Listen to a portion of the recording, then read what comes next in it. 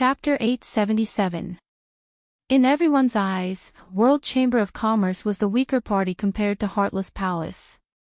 It was good enough that Heartless Palace didn't cause trouble for World Chamber of Commerce. At least for now, no one believed that Yu Qianqiu would confuse right and wrong to cause trouble for Heartless Palace. Therefore, after hearing Yu Qianqiu's indignant shout, everyone felt that Feng Jiu had crossed the line. They all thought that Heartless Palace was too arrogant to cause trouble in hallucinatory Immortal City. This was a slap to the Chamber of Commerce Alliance's face.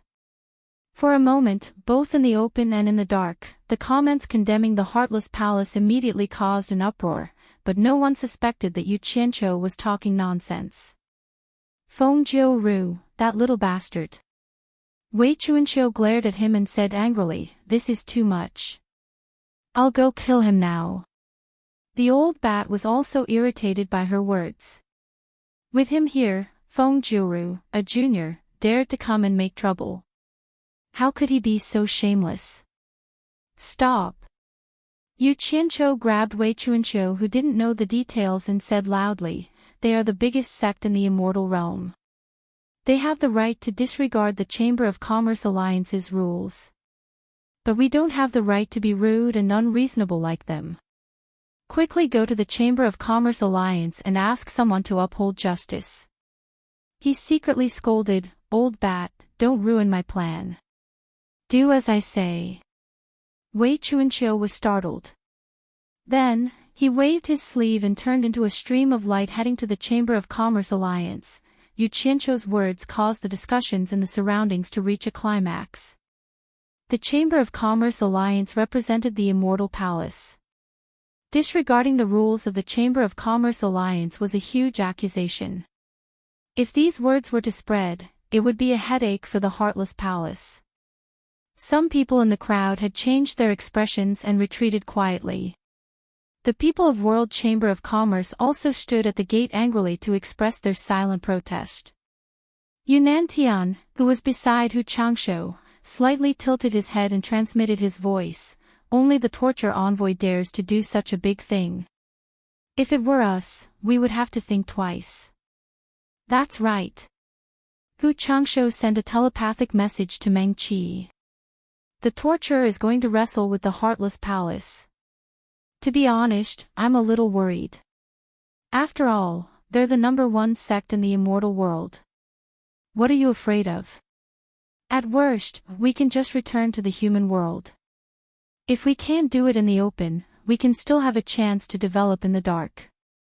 Yunnan Tian replied disapprovingly, "As for those individual cultivators just now, although you don't belong to any sect and neither side is involved, why did you come here for no reason? Alas! It's their bad luck to run into a torturer who doesn't play by the rules. I feel sorry for them." In the inner room of the Passionless Palace's branch, Feng Jiu sat on the high seat, while the 4 leaders of the 4 islands of the lake, Lan Hao, Su Yuchang, Bao Tuxing, and Ning Zixuan sat on either side of her. The 4 of them were originally from the same sect, and the 4 islands of Lake Light were originally one family. Later on, because their master died at the hands of an enemy, a dispute arose between the 4 of them, and they all wanted to be the sect leader. As a result, a good sect was split into 4, and became 4 families. The 4 islands of Lake Light were within the main sphere of influence of the Passionless Palace, and they had always followed the Passionless Palace's lead. However, that didn't mean that they would throw away their lives. When they heard the summons, they hurried over. At first, they didn't know what it was for. When they arrived, Feng Jiu asked them perfunctorily, "Who is willing to snatch the territory of the world commerce?" When the 4 of them heard this, their expressions changed drastically. They weren't fools. The matter of Yu Qianqiu killing the disciples of the Passionless Palace in the ruins of God was already known to the world. It could be considered as a feud with the Passionless Palace. Coupled with the news that the world commerce was about to open, they immediately understood that the 4 of them were going to become tools for others to use. If it was to deal with an ordinary person, the 4 of them might fight to do it. With the support of the Passionless Palace, in addition to the fact that Yu Qianzhou's cultivation wasn't that great, they could also obtain a piece of land that was famous in the immortal world. It could be said to be a wonderful job. However, this Yu Qianzhou wasn't ordinary.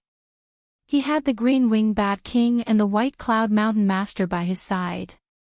If they really snatched Yu Qianzhou's territory, then they might as well hide in the illusory immortal city for the rest of their lives. Otherwise, how would the two early-stage immortal emperor experts let them off? No matter how good the territory was, it wasn't as important as their own lives. No matter how Feng Jiuru talked, the four of them were still vaguely unwilling to nod in agreement. Seeing that the soft approach didn't work, Feng Jiuru didn't hold back anymore. She directly used a hard threat and said bluntly, "Everyone. We have no choice in this matter. If those two old monsters want to kill you, my Passionless Palace is still confident that we can protect you. However, if my Passionless Palace wants to kill you, those two old monsters definitely won't be able to protect you. Everyone better think clearly. Don't do things that you shouldn't have done." Since she had already said it to this point, the four of them really had no choice but to reluctantly agree. However, they had a stomach full of complaints. "Since your Passionless Palace isn't afraid of those two old monsters, why did you still ask us to torment you? Can't your Passionless Palace handle it yourself?" What they didn't know was that this matter was completely done by Feng Jiuru herself. It wasn't a decision made by the upper echelons of Passionless Palace. With Feng Jiuru's late-stage great immortal cultivation, let alone two old monsters, any old monster would be able to kill him. Otherwise, he wouldn't have so many scruples. Now, Feng Jiuru wanted to do a better job and show off her abilities so that the higher-ups would think highly of her. In addition, she saw that the four of them were not very determined, so she wanted to show off the might of the Heartless Palace. Thus, before the World Commerce Association opened, she sent a message to the sects, advising them not to support the World Commerce Association. Otherwise, they would be going against Passionless Palace. At this time, the news that came back from time to time showed that the sects were indeed afraid of Passionless Palace's power. No one dared to support the World Commerce Association. Feng Jiuru proudly boasted to the sect masters. Her disciple Sun Luan also flattered her from time to time. The four sect masters were secretly shocked. They didn't expect Passionless Palace to be so powerful. It was far beyond their expectations. A simple warning was enough to make the sects in the immortal world not dare to act recklessly.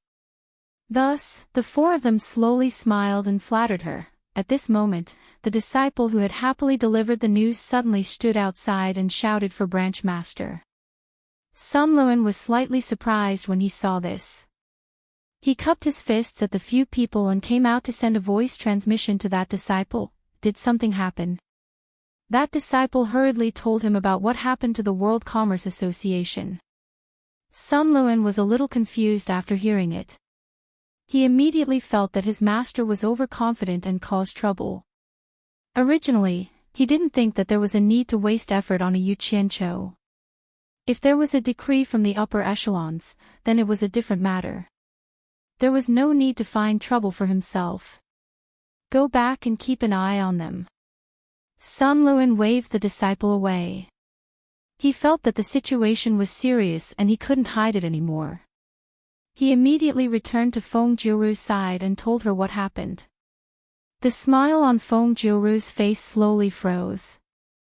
The four island sect masters looked at each other, not knowing what happened to make this confident elder lose her composure. Feng Jiuru, who was stunned for a moment, suddenly smashed the newly changed tea table into pieces. She stood up and shouted angrily, "How dare you slander this old man? Come, follow me to see." In the inner room of the Wangu Tong branch, Wang Yi, Hu Feng, Du Nanshan, and Yadong Lu were all seated. Not only them, there were a few more people. Master Ye and Shui Mingqing, Wu Yanqing and Hui Yunlong, Du Kairen and Du Feng, and Wan Ling were also in the room. The last three pairs of master and disciple, or father and son, had taken the initiative to come to the sect to congratulate the opening of World Commerce Firm. It could be said that they were prepared to give Yu Qianqiu a great deal of face. Huo Lianqing and the others hadn't expected Yu Qianqiu's momentum to develop so fiercely. He had actually managed to establish a world commerce firm on his own and had even made quite a name for himself. They were acutely aware that this was a good opportunity because Yu Qianqiu had a good relationship with their sons or disciples. If they could use this opportunity to raise the status of world commerce firm, as long as Yu Qianqiu wasn't stupid, he would appreciate this favor and naturally deepen his relationship with their sons or disciples. This was undoubtedly beneficial to Yu Qianqiu, but it was also very beneficial to the juniors like Hui Yunlong. For these juniors, the competition within the sect was fierce. If they were on the same starting line as their peers in the sect, they would already have a close relationship with the sect leaders of other sections. This was definitely something that would give them extra points in the sect. If world commerce firm status in the immortal world was higher, Hui Yunlong and the others, who had a good relationship with sect master Yu Qianqiu, would naturally stand out among their peers in the sect. This problem seemed complicated, but it was actually very simple. For example, the position of deacon in Chaotian Palace would be given to anyone with similar conditions. There was a time when they needed to purchase some urgently needed immortal herbs and World Commerce Firm happened to be selling them. However, World Commerce Firm purposely raised the price or didn't want to sell them. Because Shui Mingqing had a good relationship with World Commerce Firm's sect master Yu Qianqiu, Chaotian Palace sent Shui Mingqing to talk to Yu Qianqiu. Yu Qianqiu finally sold the immortal herbs to Chaotian Palace for the sake of their friendship. Chaotian Palace benefited from this, so they naturally had to look up to Shui Mingqing. Like Master Ye and the others, they wouldn't give up an opportunity to help their son and disciple pave the way, so this group of people came. Wan Ling was different from everyone else. She was forced to come by her grandfather. A group of people were originally going to World Commerce Firm to congratulate them, but who knew that Feng Jiu Ru would suddenly issue a warning. As a result, a group of people postponed the congratulation. As a result, they gathered together and waited for a while. It wasn't that they were afraid of Feng Jiu Ru, but they wanted to see how Yu Qianqiu would deal with this. If Yu Qianqiu couldn't even get past this, they wouldn't go to congratulate him. Although they weren't afraid of Heartless Palace, there was no need to offend Heartless Palace for a useless person. Feng Jiu Ru was actually certain of this. She predicted that everyone wouldn't offend Heartless Palace for a mere Yu Qianqiu, so she dared to be so arrogant. Chapter 878. In reality, Wang Yi didn't want to care about Feng Jiu Ru's *T warning. As the largest chamber of commerce in the immortal realm, it wasn't far from the Heartless Palace. Most importantly, Wan Bushing had told him that he couldn't treat Yu Qianqiu lightly. However, unexpectedly, Wan Ling stopped him from congratulating and told him to wait and follow the crowd. They would do what everyone else did. Wang Yi thought it was strange, but he knew that Wan Ling was sent by Wan Bushing. She was the one who could make the decision. As for the reason, only Wan Ling knew. She didn't like the Heartless Palace for a long time, but she didn't expect the Heartless Palace to make a move on the secret agent sent by the Immortal Emperor. She was delighted and looked forward to the scene of the Immortal Palace taking care of the Heartless Palace. The elders sat across from each other and chatted casually. The younger ones were polite and answered questions. Du Feng, Hui Yunlong, and Shui Mingqing were much more casual with each other because the three of them were friends. However, the three of them were much more polite to Wan Ling. They all remembered how Wan Ling had held Yu Qianqiu's hand in front of everyone. They didn't know what the relationship between her and Yu Qianqiu was. Although these people stayed here, they never stopped receiving news from the outside. They were always aware of the World Chamber of Commerce's movements. If there was anyone who was really worried about Yu Qianqiu, it was probably Shui Mingqing because he vaguely knew that there was an unknown power behind Yu Qianqiu that would be of great help to his future development. Once he left Yu Qianzhou's help, it wouldn't be long before the fake halo above his head was exposed. At that time, he would lose his foothold in Skyward Palace. Therefore, after Shui Mingqi knew that Feng Jiuru was going to deal with Yu Qianzhou, he was very anxious. He was a little distracted when he talked to everyone. Just as everyone was patiently waiting, the latest news about the World Chamber of Commerce arrived. All the disciples told them about Yu Qianzhou's furious actions in detail. After they heard the latest news, all of them looked at each other with dumbstruck expressions, and Wang Yi said with astonishment, "This Yu Qianzhou is quite audacious to kill people in Illusory City again. But this Feng Jiuru is even more daring. She actually dares to openly smash and rob in the World Commerce Association. She really doesn't place the rules of the Commerce Association Alliance in her eyes." Sitting cross-legged opposite him, Ye Donglu slowly shook his head and muttered, "Why do I feel that something is wrong? Feng Jiuru might be arrogant, but she was not arrogant enough to go against the Immortal Palace, was she? Openly smashing and robbing in the World Commerce Chamber of Commerce, unbelievable.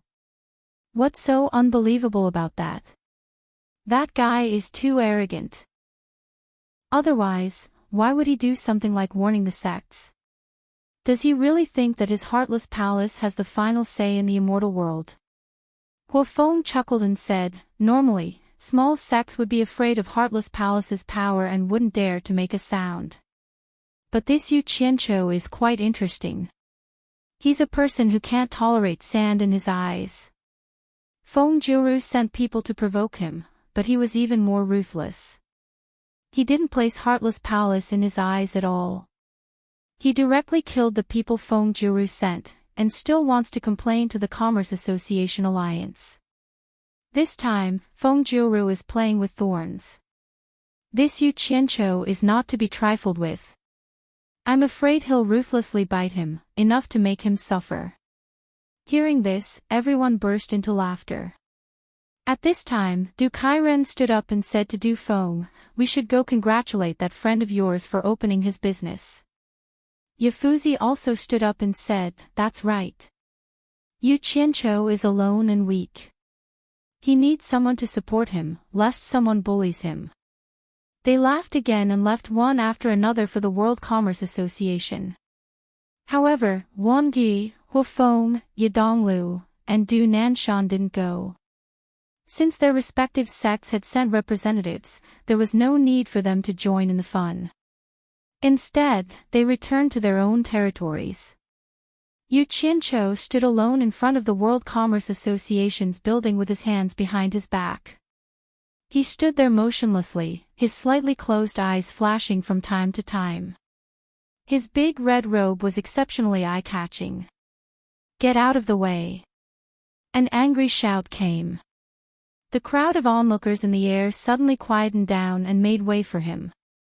Yu Qianzhou narrowed his eyes and saw 6 people standing in the crowd that had parted.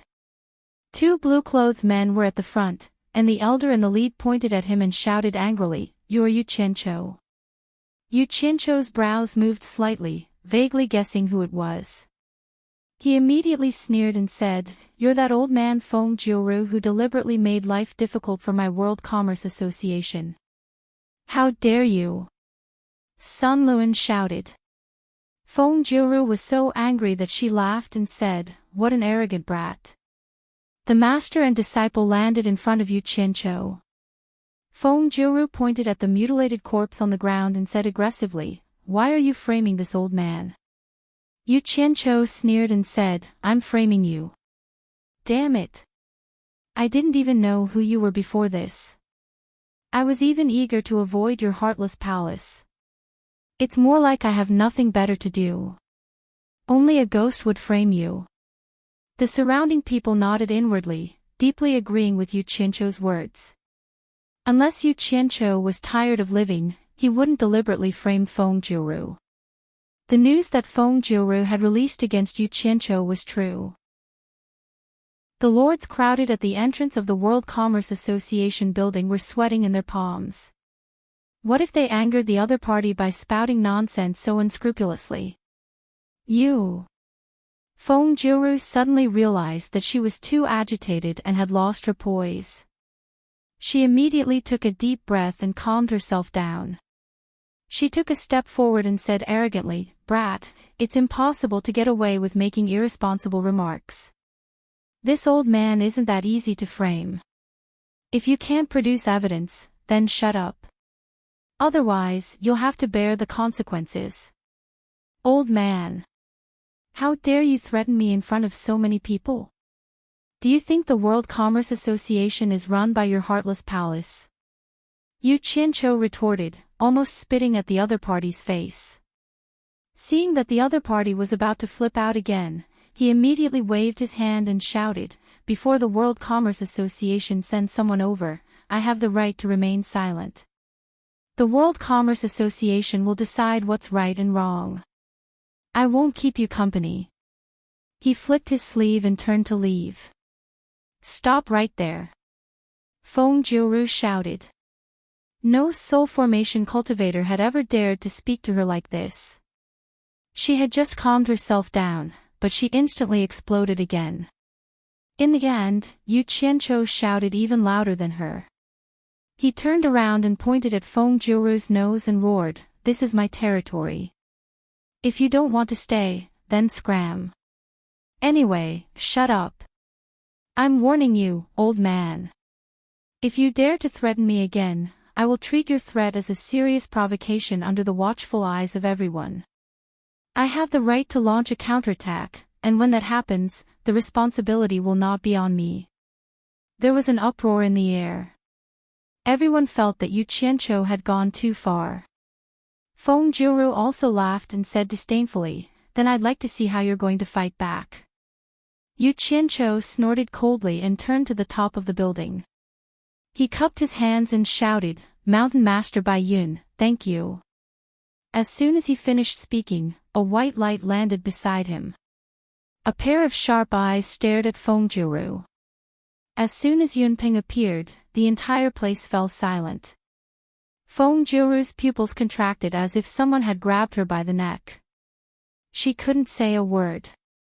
Only then did everyone remember. How could they have forgotten about this person? This guy was famous for being a cold-faced killer many years ago. He was much colder than the green-winged Bat King. "How about I kill you?" Yunpeng asked simply. His sharp eyes shone with a cold light as he stared at Feng Jiru. Feng Jiru's expression froze. She cupped her hands and said awkwardly, "So it's Mountain Master Bai Yun. Please forgive me. How about I kill you?" Yunpeng asked simply again. Even though it was the same question, everyone shuddered. They suddenly felt like Yunpeng was like a half-drawn sword. He began to emit a faint killing intent, and the surrounding temperature dropped slightly. Feng Jiru slowly retreated with a stiff expression. "Mountain Master Bai Yun, my heartless palace doesn't seem to have any grudges with you. Why do you have to bully us?" Her disciple, Sun Luan, also retreated with a pale face. Yu Qianqiu looked at Yunpeng with admiration. He thought to himself, "So it's more frightening when you speak in a straightforward manner." "Stop!" A cold shout suddenly reverberated in the air. 4 streams of light descended and appeared. Wei Chuanqiu walked out from the group of 4 and came to Yu Qianqiu's side. He pointed at the thin golden-robed man and said, "I've invited the Chamber of Commerce Alliance's great bright wool-bearer to uphold justice." Yu Qianqiu immediately bowed. He had heard of this man but had never seen him.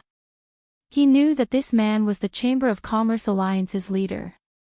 After Yunpeng and the thin man exchanged a glance, they turned into streams of light and returned to the World Commerce Alliance's rooftop.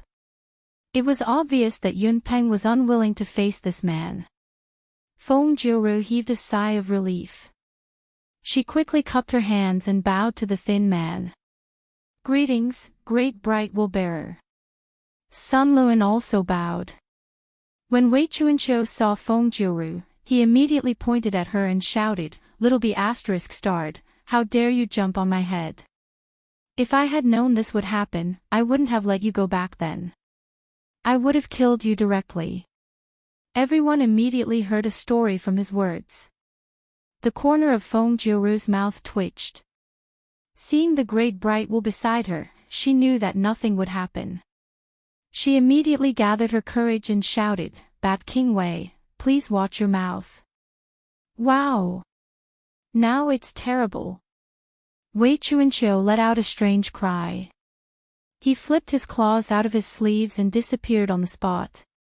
As Feng Jiuru turned pale with fright, she saw the great bright wheel's golden sleeve point out 2 fingers, and a dazzling silver plate with a diameter of 2 meters suddenly appeared from the fingertips, like a bright moon, protecting Feng Jiuru. Dong! A muffled sound rang out.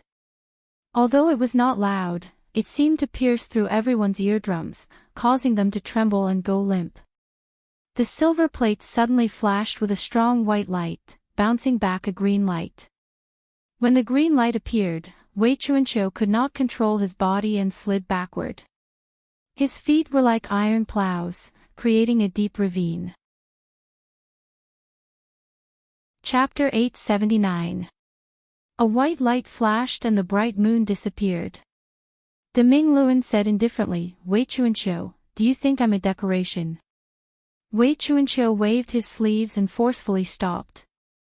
His thighs had already sunk into the ground. Then, he jumped out and pointed at Feng Jiuru, De Mingluan, this bastard sent people to World Commerce Hall to smash and rob, and you didn't care. Instead, you attacked me. Is this the rule of your Commerce Hall alliance? De Mingluan crossed his sleeves over his stomach and said indifferently, if you want to solve it yourself, why did you have to drag me out? Wei Chuanqiu's neck thickened and he wanted to argue, but he was pulled back by Yu Qianqiu. Yu Qianqiu pointed at the trench in the ground and said painfully, who did I offend? There are always people coming to make trouble when I establish World Commerce Hall. It's fine if Heartless Palace came to make trouble, but why did you join in as well? A good piece of land was turned into this by you. Are you going to pay for the repair? Wei Chuanqiu's expression froze and he said in shock, look at the situation now, you still care about this little bit of money? Everyone was speechless.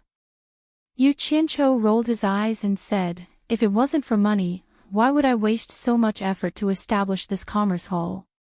At this time, there was a slight commotion in the crowd in the air. Several figures landed on the ground.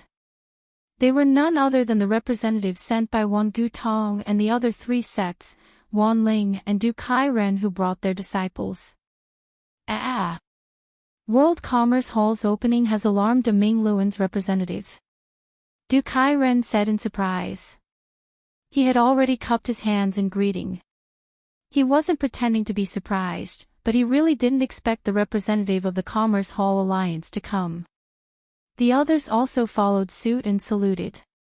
However, their attention was soon attracted by the exposed corpses on the ground. They looked at Yu Qianqiu with complicated expressions. De Mingluan nodded slightly and said, what are you 4 sects doing here? Are you here to congratulate the opening of World Commerce Hall?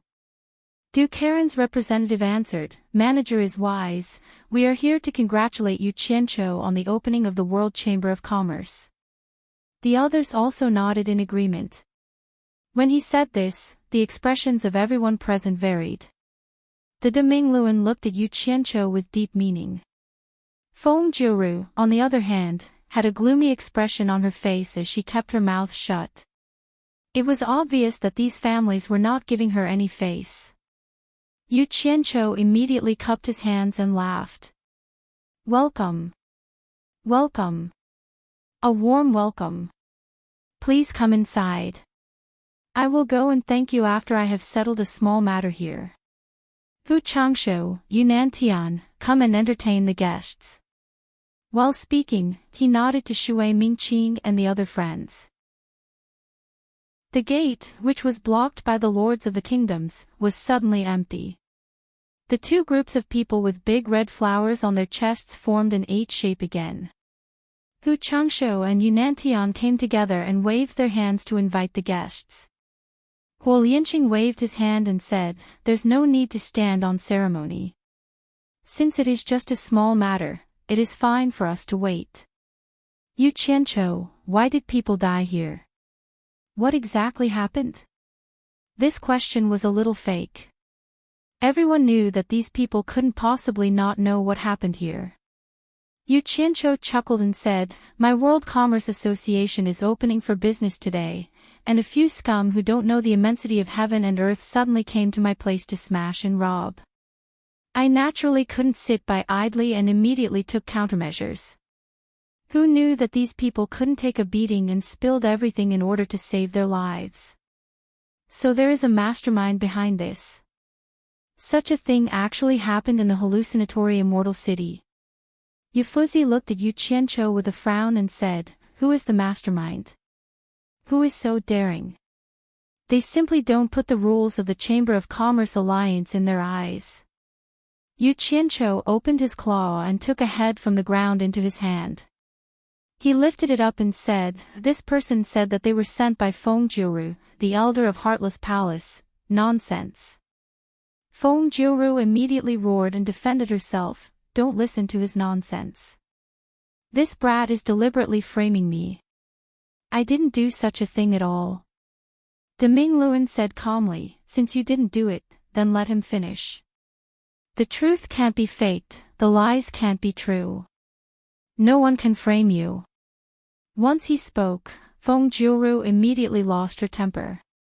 She could only grit her teeth and stare at Yu Qianqiu.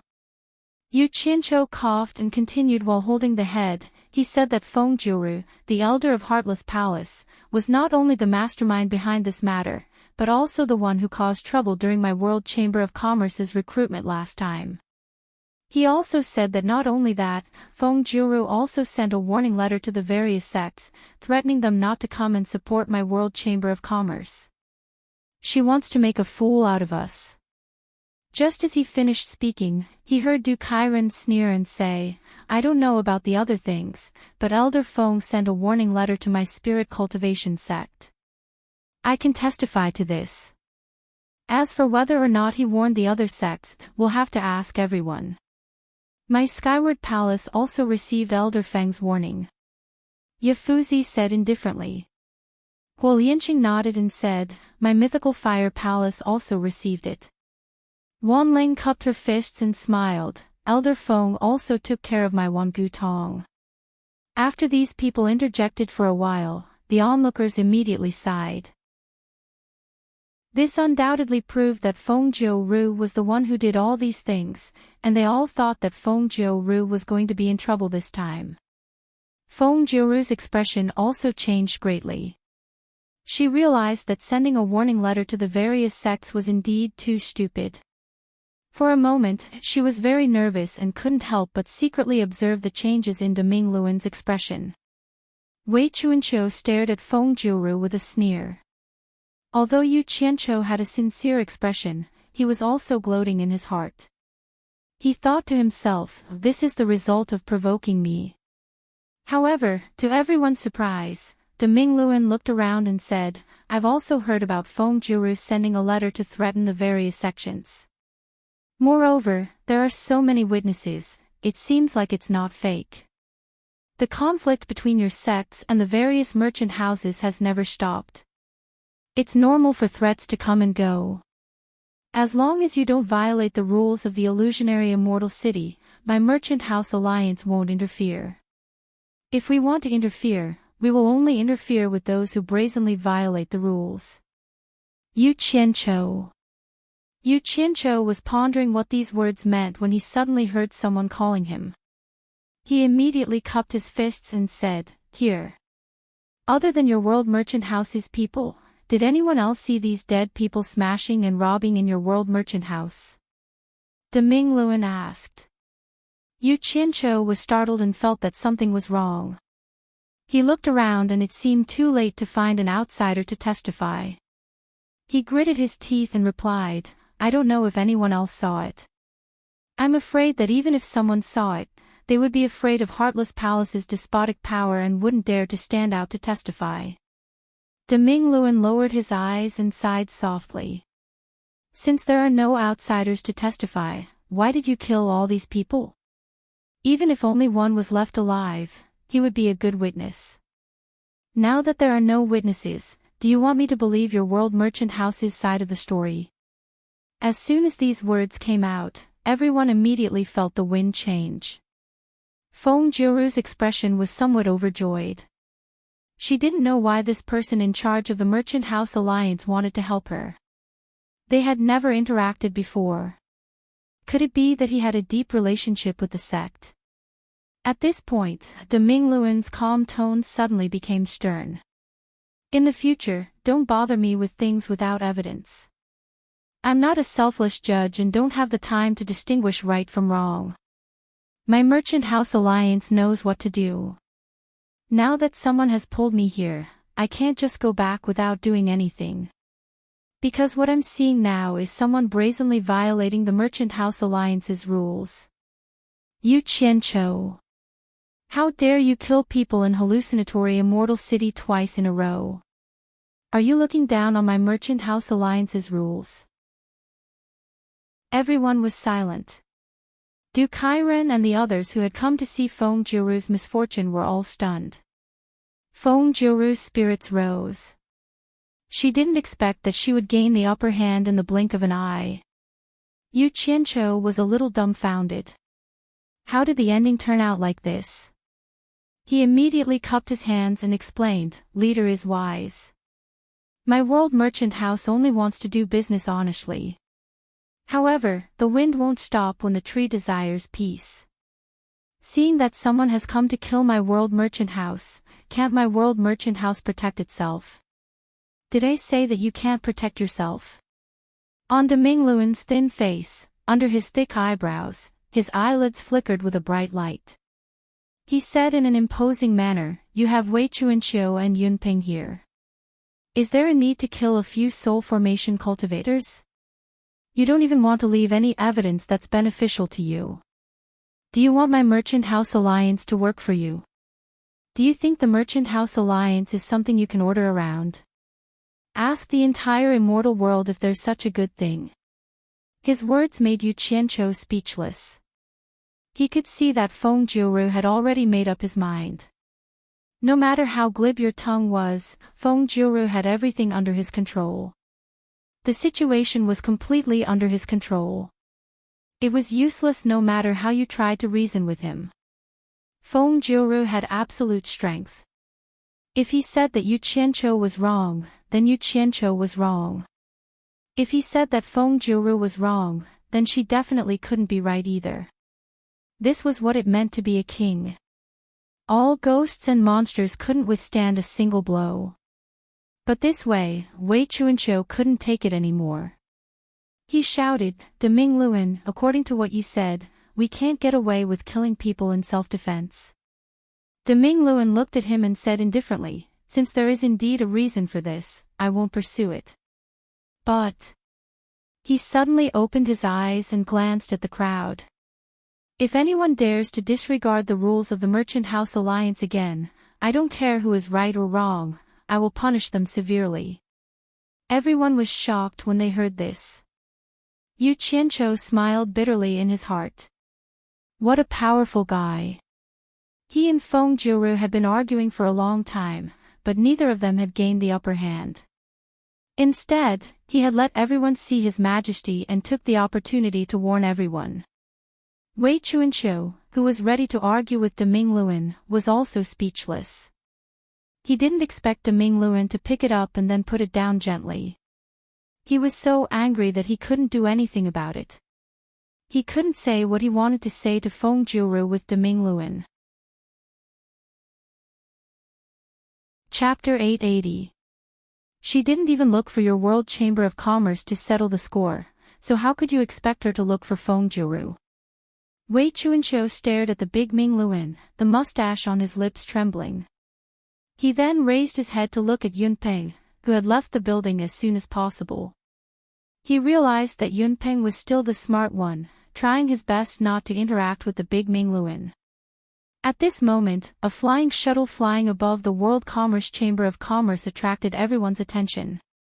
The flying shuttle slowly descended, and on it stood two golden-robed men and a petite beautiful woman. Yu Qianqiu, who had been tormented to the point of losing his temper, was slightly startled.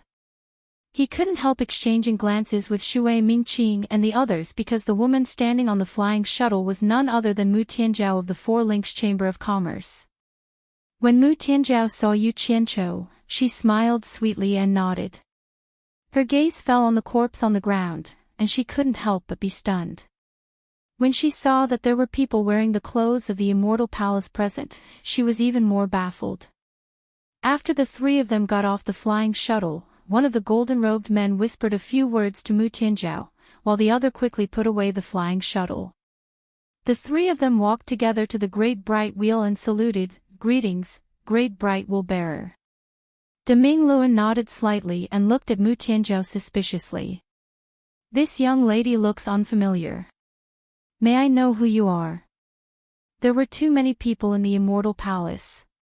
He didn't even know who the two golden-robed men were, let alone Mu Tianjiao, because he had never seen her before.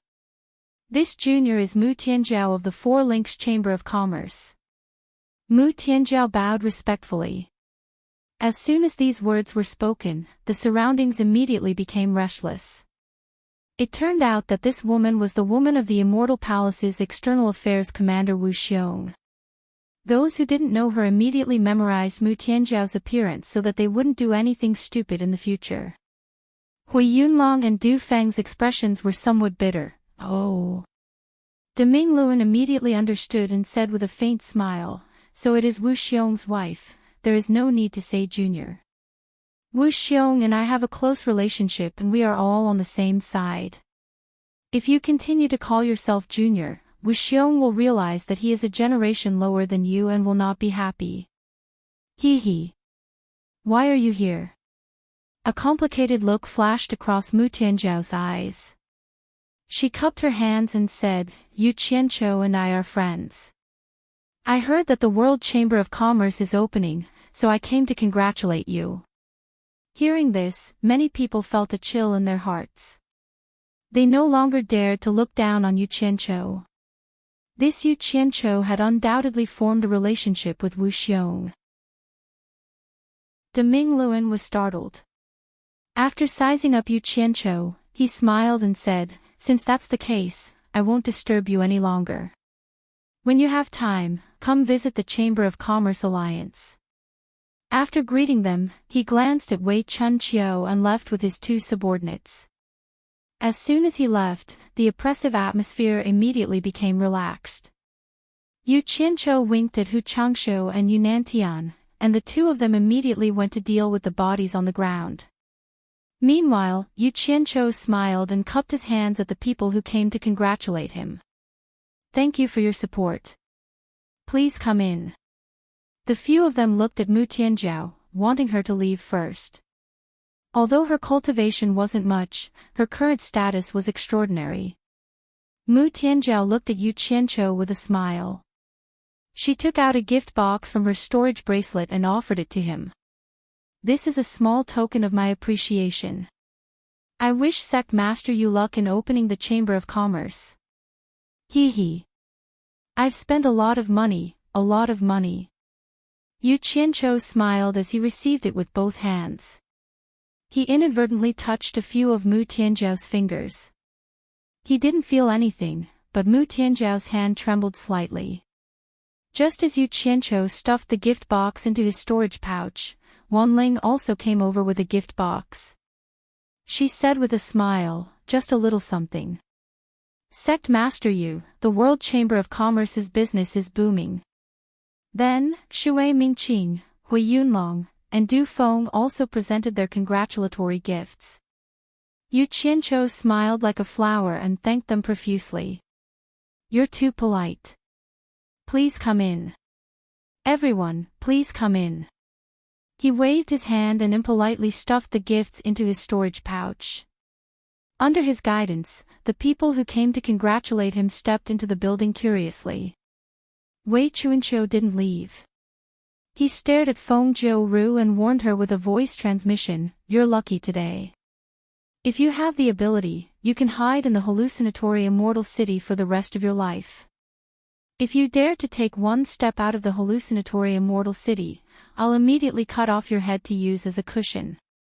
Feng Jiuru's expression was dark and gloomy as she gritted her teeth. She had lost a lot of face today and had undoubtedly lost the face of the Heartless Palace. If the sect got wind of this, they would inevitably be out of luck. Not only that, Wei Chuanqiu just had to threaten to kill her. Since that was the case, no one would have an easy time. Feng Jiuru slowly put her hands behind her back. Her gaze swept across the 4 island sect masters in the sky and she calmly transmitted her voice to them. Now it's your turn to make a move. Whoever kills Yu Qianqiu can obtain this territory. My Heartless Palace will also strongly support his development. Lan Hao and the other 3 looked at each other with an indescribably bitter expression. Everyone had seen everything that had just happened. Even Feng Jiuru herself couldn't do anything to the World Chamber of Commerce, so what could they do? That's right, the rules of the Chamber of Commerce Alliance allowed a sect master to challenge another sect master. But if they really did such a thing, judging from Wei Bat King's temper, he definitely wouldn't let it go. Excluding this point, even Wu Xiong's wife had come to support Yu Qianqiu. Could they afford to offend such a person? What? Are you afraid, or do you want to go back on your word? Feng Jiuru warned sternly. Either you didn't agree to me in the first place, or don't even think about going back on your word. Otherwise, don't even think about returning to the 4 islands of Lake Light. I'll send people to take good care of your families. This was a naked threat. The 4 of them were shocked when they heard this. Lan Hao replied angrily, Elder Feng, aren't you going too far by doing this? Is this your personal intention or the intention of the Heartless Palace? Heartless Palace is the #1 sect in the immortal world. I've never heard of Heartless Palace using other people's families to threaten people. There aren't many reasons.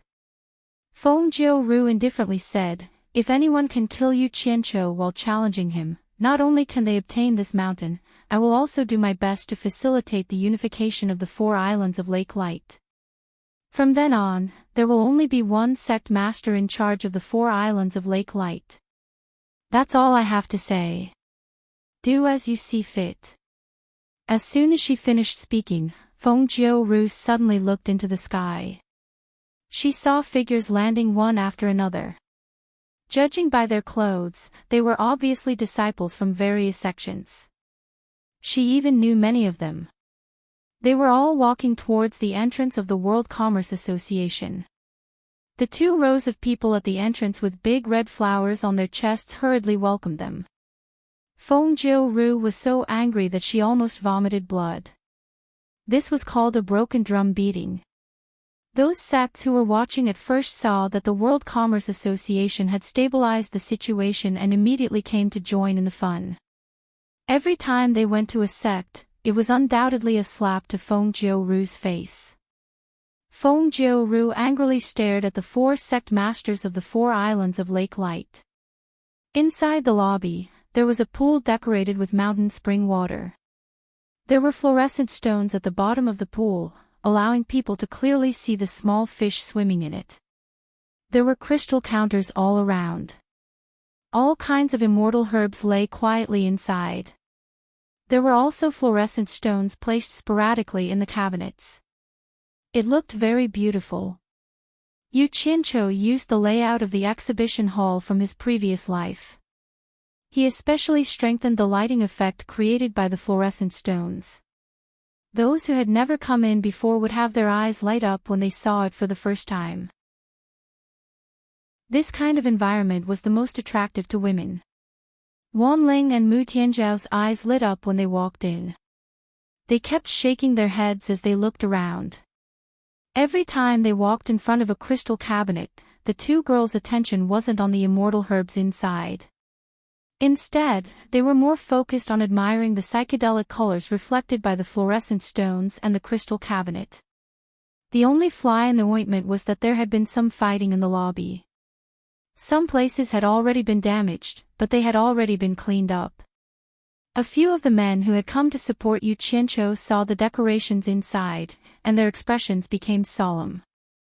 They could all see the value of this place, and it would definitely increase people's desire to buy it. Thus, they began to carefully observe every layout in the building. The desire to learn was in their eyes. You made the decorations here?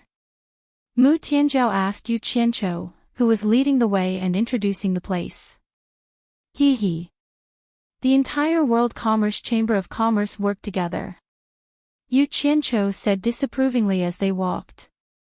Mu Tianzhao didn't think that his subordinates would have such foresight. She smiled and said, I really couldn't tell. First there were waterfalls, then there were tall buildings, and now there are these attractive decorations. You really are extraordinary. Yu Qianqiu casually said a few polite words and laughed it off. However, it was precisely because of this conversation that Mu Tianzhao took a few more glances at his subordinates. She immediately discovered that many of them were acquaintances she had seen before. This discovery surprised Mu Tianzhao a little because she had seen some of them in the Divine Ruin realm. Weren't they people that Shui Mingqing had gathered from various sects to help? How did they become Yu Qianqiu's subordinates?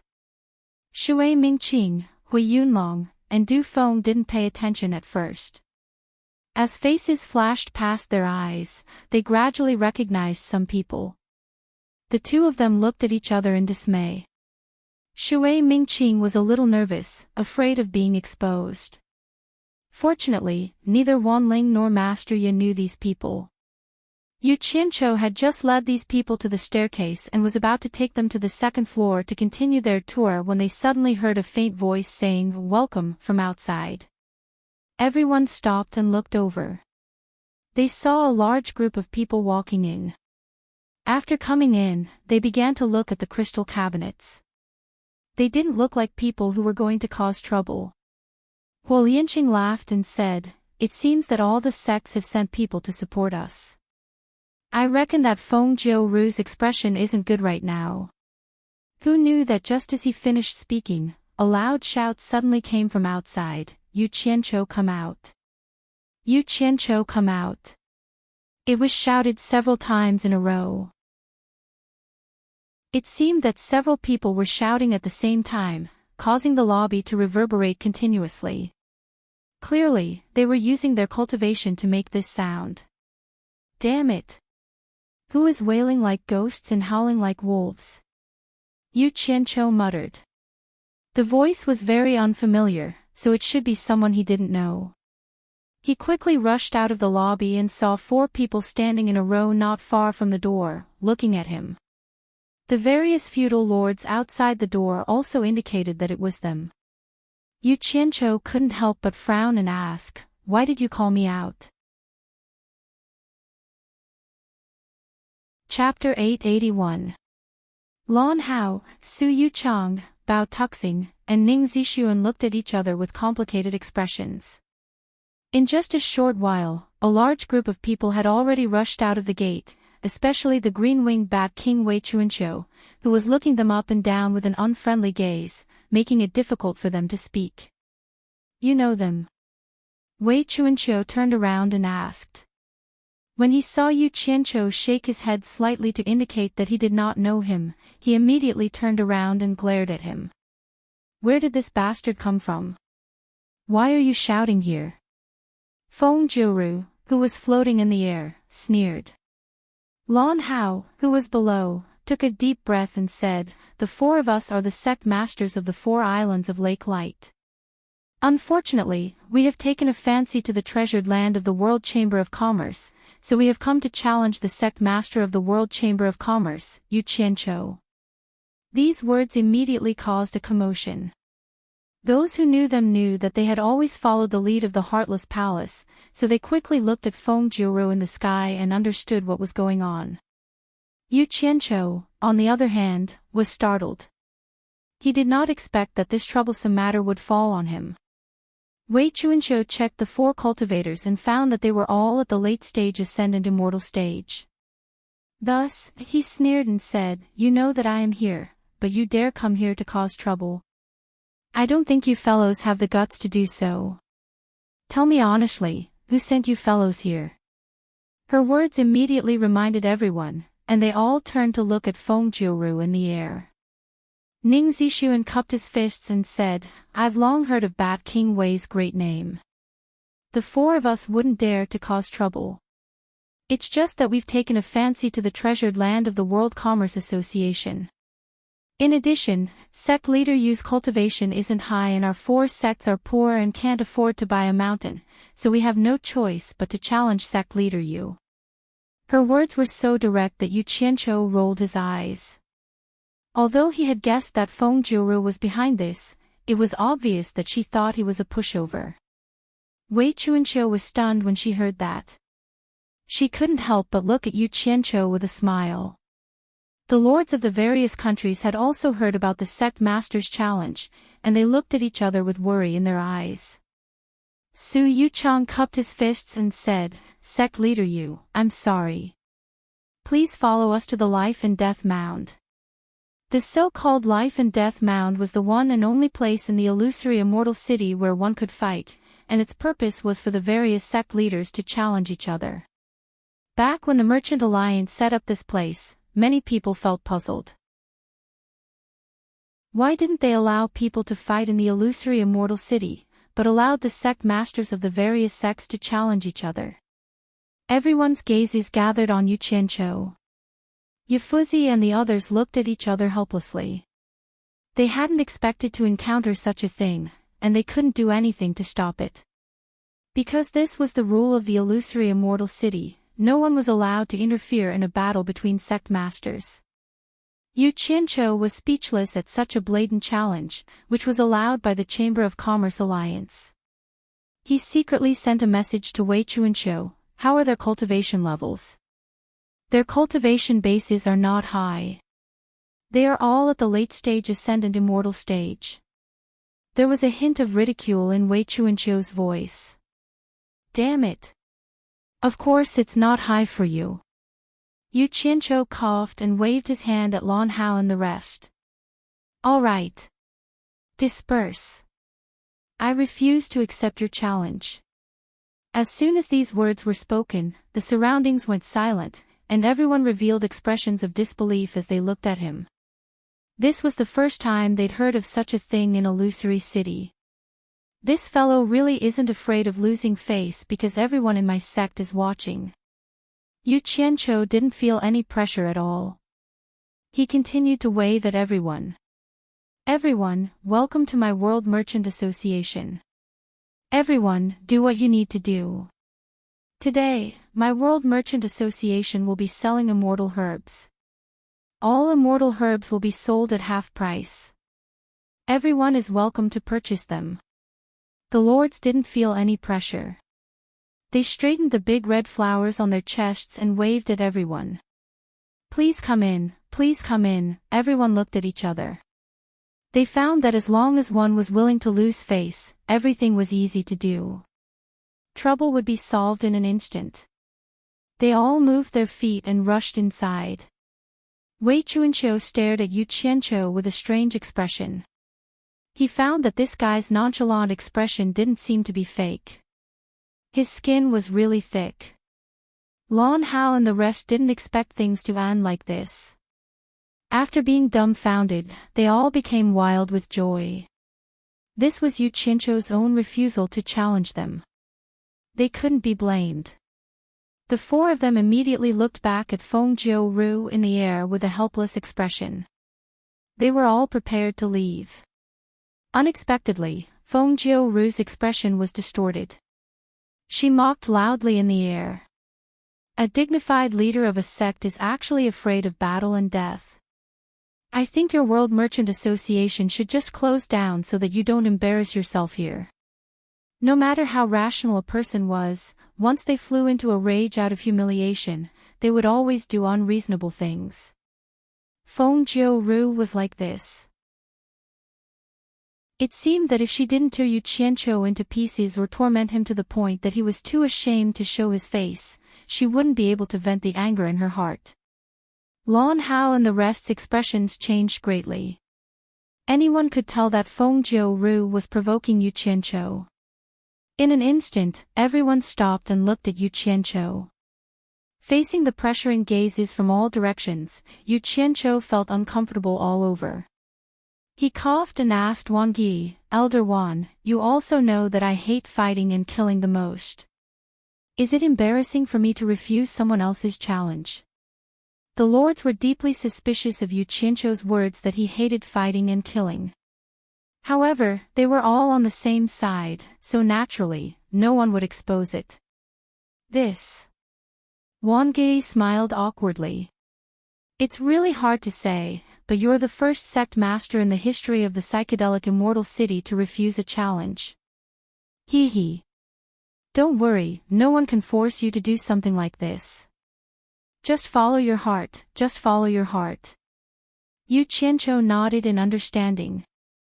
He then waved at everyone and said, "Everyone, please come in and do what you need to do. Don't pay attention to the mad dogs barking outside." Now that things had escalated to this point, the two sides would definitely fight to the death if there was an opportunity. However, because everyone had scruples in the psychedelic immortal city, Yu Qianqiu didn't plan to give Feng Jiu any face. Most importantly, even if he gave her face, she wouldn't appreciate it. She would only take a mile when given an inch. Yu Qianqiu never did this kind of thing.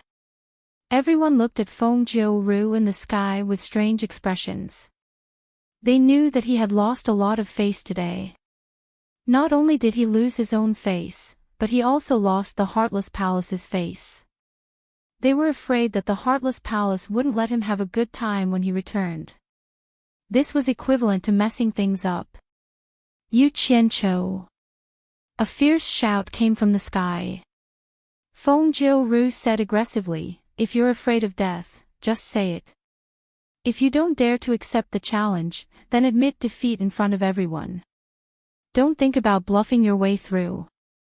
Even if you hide today, I guarantee that there will be people coming to challenge you every day. If you have the ability, then hide for the rest of your life. Be a coward for the rest of your life." His voice shook the surroundings. He was clearly angry out of humiliation.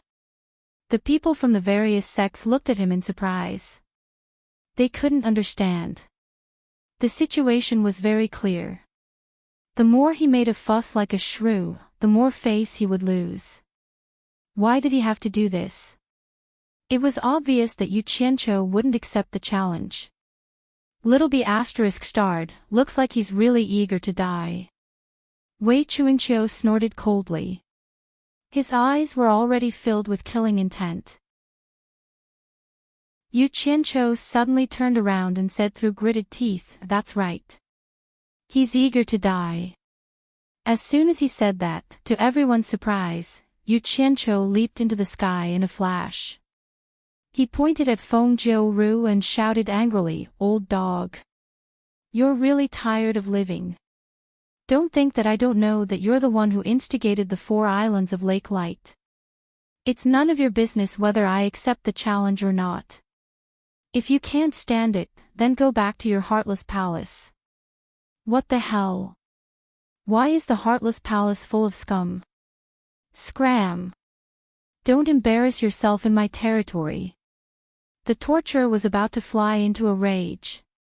The lords of the various countries exchanged glances. Everyone knew that this was how Yu Qianqiu behaved in the human world. Once he flew into a rage, there was nothing he wouldn't dare to do. Everyone couldn't hide the worry in their eyes. The difference in cultivation between the two sides was too great. In fact, Yu Qianqiu's safety was related to everyone's interests. The people of the various sects were speechless when they heard that. This Yu Qianqiu was indeed angered. He was already speaking without thinking. It was enough to target Feng Jiu. Why did he have to drag the Heartless Palace into this? Once the Heartless Palace was angered, the consequences were not something that Yu Qianqiu or the World Commerce Chamber of Commerce could bear. Feng Jiu's eyes were burning with excitement. She shouted, "Yu Qianqiu, how dare you insult my Heartless Palace? Don't give me that. You're already so old, yet you're still bringing out your backer. Even I feel ashamed for you. You're pestering me like a shrew. Yu Qianqiu slapped his chest and cursed. My words are as hard as nails. I dare to say it, so I dare to accept it. I'm insulting your heartless palace. How can a place like you come from? Pfft. Everyone was in an uproar when they heard this. Yun Peng, who was silently observing the situation from the rooftop, stared at Yu Qianqiu with a sharp gleam in his eyes. Wei Chuanqiu's eyes also lit up. He stroked his mustache and muttered, "How dare you insult the heartless palace like this?" Grandpa's cowardice wasn't in vain. Yifuzi, Wang Yi, and the others looked at each other and shook their heads. He was too impulsive. He was still too young. Mu Tianzhao's mouth was slightly agape. A man's courage was often the easiest thing to move a woman. Only Wan Ling had a matter-of-fact expression on her face. How could a trusted spy of an immortal emperor be afraid of the heartless palace? In truth, Yu Qianqiu was indeed enraged. However, he was not too impulsive. Feng Jiuru was simply going overboard with her pestering him time and time again. She had actually said that there would be people coming to challenge them every day. At this point, there was basically no room for reconciliation with the heartless palace. Instead, it was better to take things one step at a time. Since he was destined to have a conflict with the heartless palace, there was no point in enduring it anymore. He couldn't die a coward, right? Even if he died, he had to die with a bang. He couldn't let others look down on him. He was someone who cared about his reputation. Feng Jiuru wasn't angry.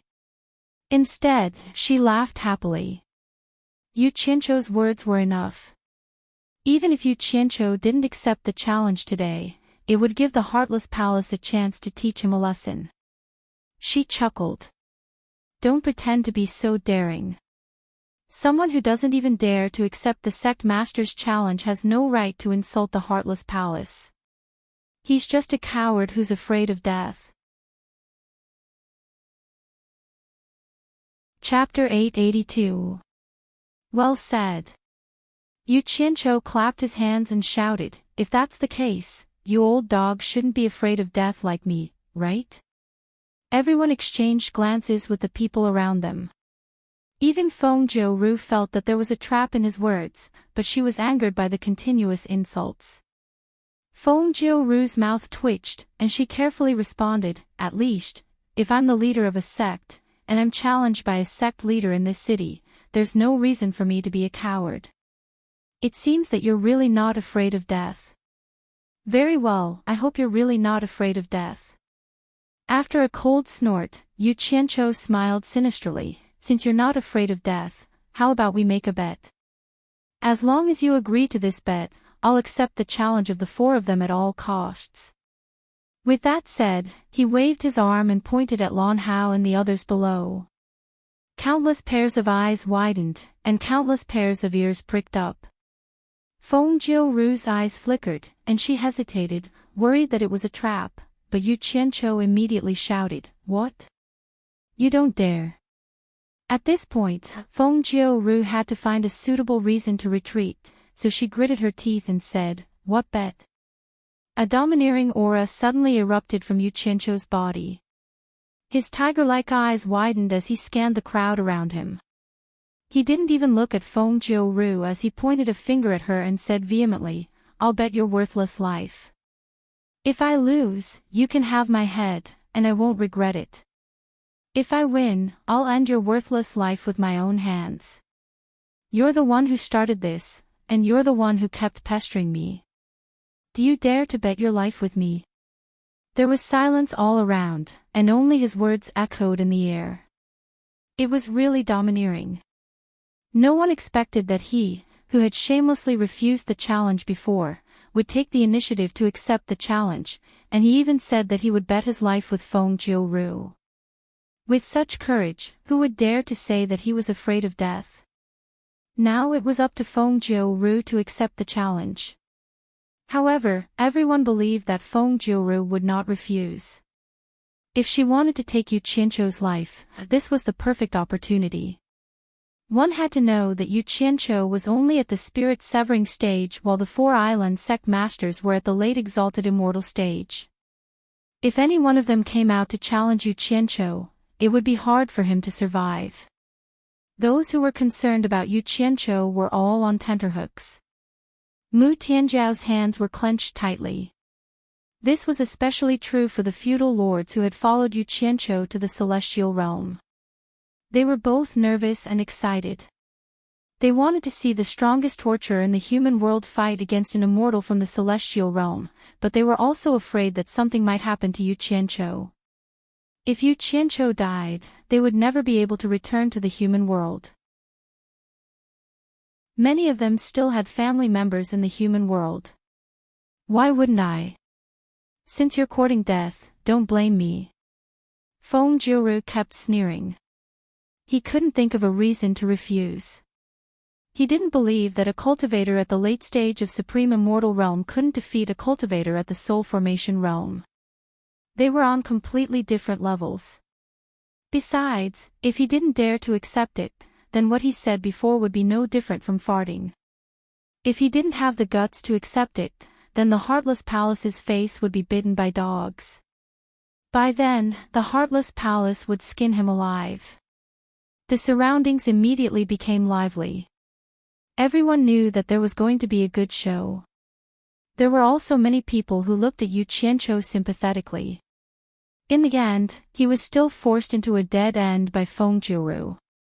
How could a small world chamber of commerce fight against the powerful Heartless Palace? They didn't even need to do anything. For Sect Masters, Sect Master Yu has accepted the challenge. The next step is up to you. Feng Jiuru smiled at Lan Hao and the others. The four of them looked at each other and flashed into the sky. They waved their hands and said, "Please. No hurry." Yu Qianqiu waved his hand. Feng Jiuru raised her brows and said, "Why? Do you want to go back on your word?" Yu Qianqiu snorted and said, "I'm afraid that someone will go back on his word, so I have to find a witness who can restrain both sides." Feng Jiuru looked down at Wei Chuanqiu and said mockingly, "Indeed, we should find a witness to prevent someone from going back on their words just because their cultivation is higher." Her meaning was obvious, and she was probably referring to Wei Chuanqiu. Wei Chuanqiu flashed into the sky and shouted at Feng Jiuru, "Little bastard, who are you talking about?" Feng Jiuru couldn't be bothered to touch his brows and kept silent. Yu Qianqiu said expressionlessly, "I'm afraid only the Great Radiance Will Executor can make decisions in this illusory immortal city, and only the Great Radiance Will Executor can effectively supervise our bet. Bat King Wei, can you invite the Great Bright Will Keeper to be a witness?" As soon as these words came out, not to mention the others, even Feng Jiuru was a little surprised. She looked at Yu Qianqiu suspiciously. She didn't know where he got the confidence to ask the Great Bright Will Keeper to be a witness. It should be known that if he, Yu Qianqiu, lost, he wouldn't even have a chance to go back on his word. If the Great Bright Will Keeper agreed, it would definitely not let any of the losers escape. Similarly, Feng Jiuru couldn't escape. Wei Chuanqiu was slightly surprised. In fact, Feng Jiuru had guessed his thoughts. If Yu Qianqiu lost, he was confident that he could save Yu Qianqiu's life. But if the Great Bright Will Keeper was present, he couldn't save him at the critical moment. "Boy, are you crazy? Are you really confident that you can deal with those four bullsh** T sect masters?" Wei Chuanqiu secretly transmitted his voice. "I can even deal with you. Are you afraid that I can't deal with them?" "Nonsense. If I hadn't been careless and let my inner core fall into your hands, killing you would be easier than killing an ant. Do you think that my purple fire can't deal with the four of them?" "Ah. I admit that the power of the purple fire is very terrifying, but the way to fight is to adapt to the situation. Sometimes, no matter how good an external object is, it can't decide the outcome. After all, your cultivation is too low. That, if you insist, I won't stop you. Just return my inner core to me first. If something happens to you and I can't find my inner core, I'll be screwed by you. Damn. It seems that you don't have confidence in me. Yu Qianqiu said in a bad mood. Let me ask you, are you sure that the four of them are at the late exalted immortal stage and not great immortal stage? Wei Chuanqiu looked at Lan Hao and the other three suspiciously and replied, I have good eyesight. I'm sure that none of the four of them are above the late exalted immortal stage. From what you said, are you confident that you can deal with immortal cultivators below the great immortal stage? Don't worry so much, just help me invite the great bright will to be the supervisor. Yu Qianqiu thought about it and decided not to tell him the reason. He remembered that when he was attacked in the Granite Mountains last time, the hunchbacked old man said that only experts who had reached the great immortal stage could resist his absorbing star's great technique. Since the absorbing star's great technique could deal with these four guys, there was no need for him to reveal his other trump cards. The two of them looked at each other without saying a word. Anyone could see that they were secretly communicating with each other. The longer Feng Jiuru waited, the more worried she became. She was afraid that she would be taken advantage of, so she shouted, Aren't you going to invite the great bright wheel? What are you waiting for? If you want to go back on your word, just say it. Wei Chuanqiu stared at him and said, Little bastard, you will cry. Just you wait. Then she turned into a stream of light and flew toward the Chamber of Commerce Alliance. Feng Jiuru gave Lan Hao and the others a look. The four of them cupped their hands at Yu Qianqiu and said, See you at the life and death mound. They flew away first. Feng Jiuru sneered at Yu Qianqiu and flew after them. The surrounding people were in an uproar, and they all flew toward the life and death mound. Yu Qianqiu looked back at the pairs of eyes below and said indifferently, Don't join in the fun. Look after the house. These clowns are not worth mentioning. I will go back after I deal with them. The lords immediately cupped their hands and said, Goodbye, sect master. Yu Qianqiu nodded and turned to fly away quickly. Master Ye, Mu Tianjiao, and the others immediately chased after him. The life and death mound was actually a rocky hill at the edge of the fantasy immortal city. It was not small. Rocks of all sizes were scattered all over the place. There were no trees, but there were many tenacious weeds growing in the cracks of the rocks. Some were green, some were withered, and some were yellow. It was a barren land. It could be seen that there had been a fight here from some of the broken rocks. However, it should have been a long time ago. In fact, there had not been a fight in the life and death mound for a long time. The sect masters of various sects were allowed to challenge each other here. However, once it reached this stage, it would almost always end in a fight to the death. Therefore, this place was called the Life and Death Mound. Some people jokingly called it the graveyard of the sect masters. Almost no one would challenge each other unless they had no other choice. This was because the consequence of doing so was not only defeating the other party, but also forming a deep hatred with the other party's entire sect. The gains often did not make up for the losses. Therefore, very few people would do this. Now, the life and death mound, which had been barren for God knows how many years, suddenly became lively again. Figures landed around the life and death mound. Even the leaders of the various sects who had not appeared in the World Chamber of Commerce before showed up to watch the show. Feng Jiuru looked at Yu Qianqiu, who had arrived late. To her, Yu Qianqiu's flying speed was not worth mentioning. She turned around and smiled at Lan Hao and the others beside her. Let's not talk about anything else. Just his speed is enough to play him to death. Her disciple, Sun Luan, smiled. Lan Hao and the others could only awkwardly laugh a few times. Yu Qianqiu looked down. When he saw Feng Jiuru, he landed beside her. Master Ye and the others, who had flown with him, also landed. The two enemies looked at each other and could not be bothered to look at each other. They silently waited for the witnesses to arrive with their hands behind their backs. After Wan Ling landed and looked around, she accidentally met the eyes of a woman not far away. She immediately smiled and nodded in greeting. This woman was none other than Long Xiaozhou, the granddaughter of Hidden Dragon Villa's elder, Duke Long Yu. Elders Duke Long Yu and Guang Juanru were also present, as well as the latter's grandson, Guang Nianzu. They had originally wanted to go take a look at the World Chamber of Commerce's opening. Coincidentally, Feng Jiu-Ru had sent a warning message. Therefore, like the other sects, they wanted to wait and see, so they did not appear at the World Chamber of Commerce. Now, like the other sects, they had all come to watch the show. When Long Xiaozhou saw Wan Ling's provocative greeting, she immediately gritted her teeth in anger. Her face was deathly pale, and her delicate body trembled. The hatred of having her husband stolen surged into her heart. She wanted nothing more than to devour her flesh and bones. Chapter 883.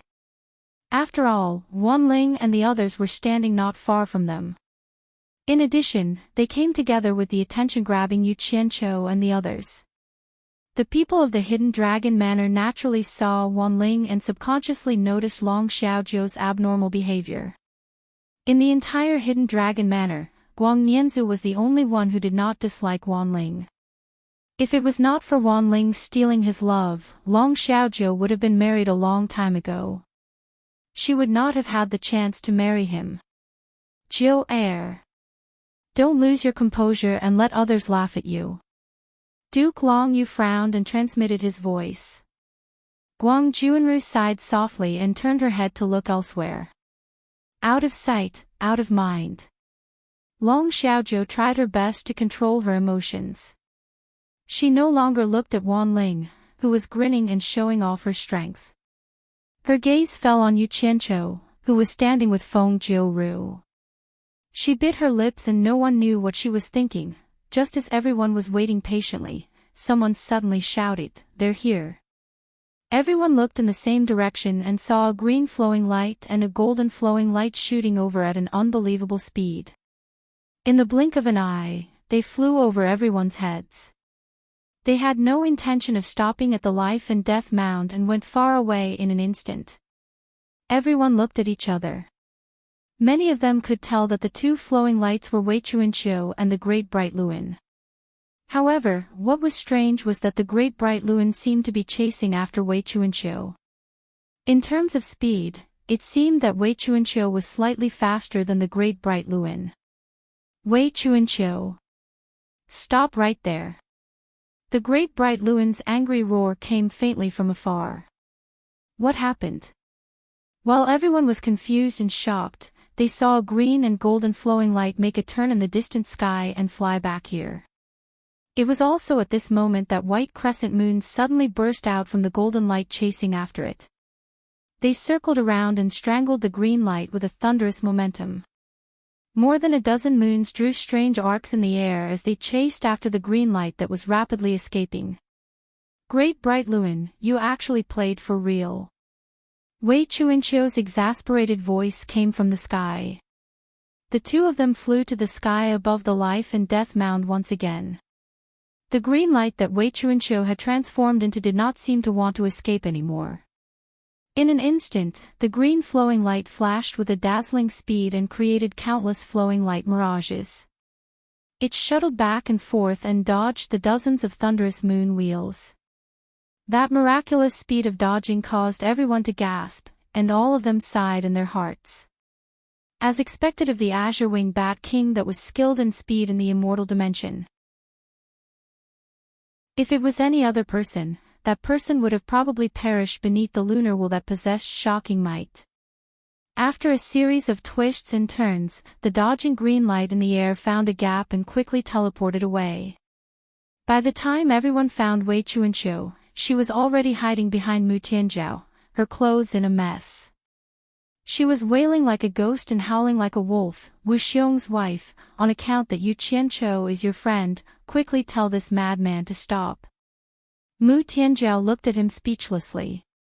She also knew her own limits. How could she have the qualifications to order around the Chamber of Commerce Alliance's Great Bright Wheel? She really could not ask for this favor. In the blink of an eye, the dozen or so powerful full moon discs came crashing down with a thunderous momentum, scaring the people down below. Just as they were about to flee, the full moon discs suddenly stopped and quickly bounced back into the sky. However, the powerful pressure that came with it just now still forced many people to stagger. The rocks under their feet were sent flying everywhere. Even after he stopped, the momentum was still astonishing. With a flash of golden light, the great bright wheel appeared in the sky. It converged into dozens of white lunar wheels and drilled into his arms. The great bright wheel glared at Wei Chuanqiu below with murderous eyes. If it was not for Mu Tianzhao, it would not care how many people were standing below and whether it would hurt the innocent. It would have already killed them all in one fell swoop. Hee. Wu Xiong's wife still has a lot of face. Wei Chuanqiu cupped his hands towards Mu Tianzhao to express his gratitude. He then laughed at the great bright wheel in the sky. Great bright wheel, I knew you would give Wu Xiong face and not lay a hand on his woman. You bastard, so many years have passed and you're still so useless. What kind of ability is it to rely on a woman to protect your life? The great bright wheel pointed at him and shouted angrily. If you have the ability, come out and see if I don't skin you alive, you bat. Everyone could see that Wei Chuanqiu was definitely up to no good and had angered the great bright wheel. Otherwise, the great bright wheel would not have personally chased after him. From their words, it could be heard that the two of them had known each other for many years. Previously, when Wei Chuanqiu was able to invite the great bright wheel to the Chamber of Commerce, many people had this guess. However, they were still fine last time. How did they fall out this time? Some of the elders in the immortal world might know that Wei Chuanqiu, Yunpeng, and the great bright wheel were inseparable friends. Later, the three of them were noticed by the Immortal Palace and wanted to recruit them into the Immortal Palace. It was also because of this that the three of them had a disagreement and parted on bad terms. In the end, the great bright wheel joined the Immortal Palace while Wei Chuanqiu and Yunpeng continued to roam freely in the immortal world, not wanting to be bound by others. What everyone did not know was that Wei Chuanqiu was able to invite the great bright wheel to the Chamber of Commerce because of their past relationship. Otherwise, how could a normal person invite the powerful great bright wheel? However, what made the great bright wheel unhappy was that not long after he returned to the Chamber of Commerce Alliance, Wei Chuanqiu came to ask him to be some bullshit witness, which he immediately rejected. Wei Chuanqiu begged a few times to no avail and was a little angry. He could not help but kick the great bright wheel's butt, which made the great bright wheel fly into a rage and the two of them immediately fought. This fight almost caused the experts of the entire Chamber of Commerce Alliance to surround and attack Wei Chuanqiu. Fortunately, the great bright wheel remembered their past relationship and did not let others interfere. After they started fighting, Wei Chuanqiu could not help but be convinced that, just like before, he was still no match for the great bright wheel. He could only take a beating and had no choice but to escape. Due to his talent, although Wei Chuanqiu was no match for the great bright wheel, he was faster, which led to the scene everyone saw. What are you arguing about? Do you think I like to see your stinky face? Wei Chuanqiu pointed at Mu Tianzhao indignantly and said, if it wasn't for Wu Xiong's friend asking me to invite you, who the hell would go find you? When he said this, Mu Tianzhao stared at Wei Chuanqiu, dumbfounded, as if asking what did this have to do with her. The corner of Yu Qianqiu's mouth twitched and he touched his forehead weakly. He had to admit that this old bat was even more shameless than him. Everyone looked at Wei Chuanqiu speechlessly and could not help but admire this guy. Only he dared to talk to the great bright wheel's owner like this. The great bright wheel was startled when he heard this. He looked at Mu Tianzhao and immediately reacted. He was almost confused by Wei Chuanqiu's words. It was so complicated, but it had nothing to do with Mu Tianzhao at all. It was nothing more than Yu Qianqiu asking him to invite him. Shameless guy. Get out here. The great bright Will roared angrily.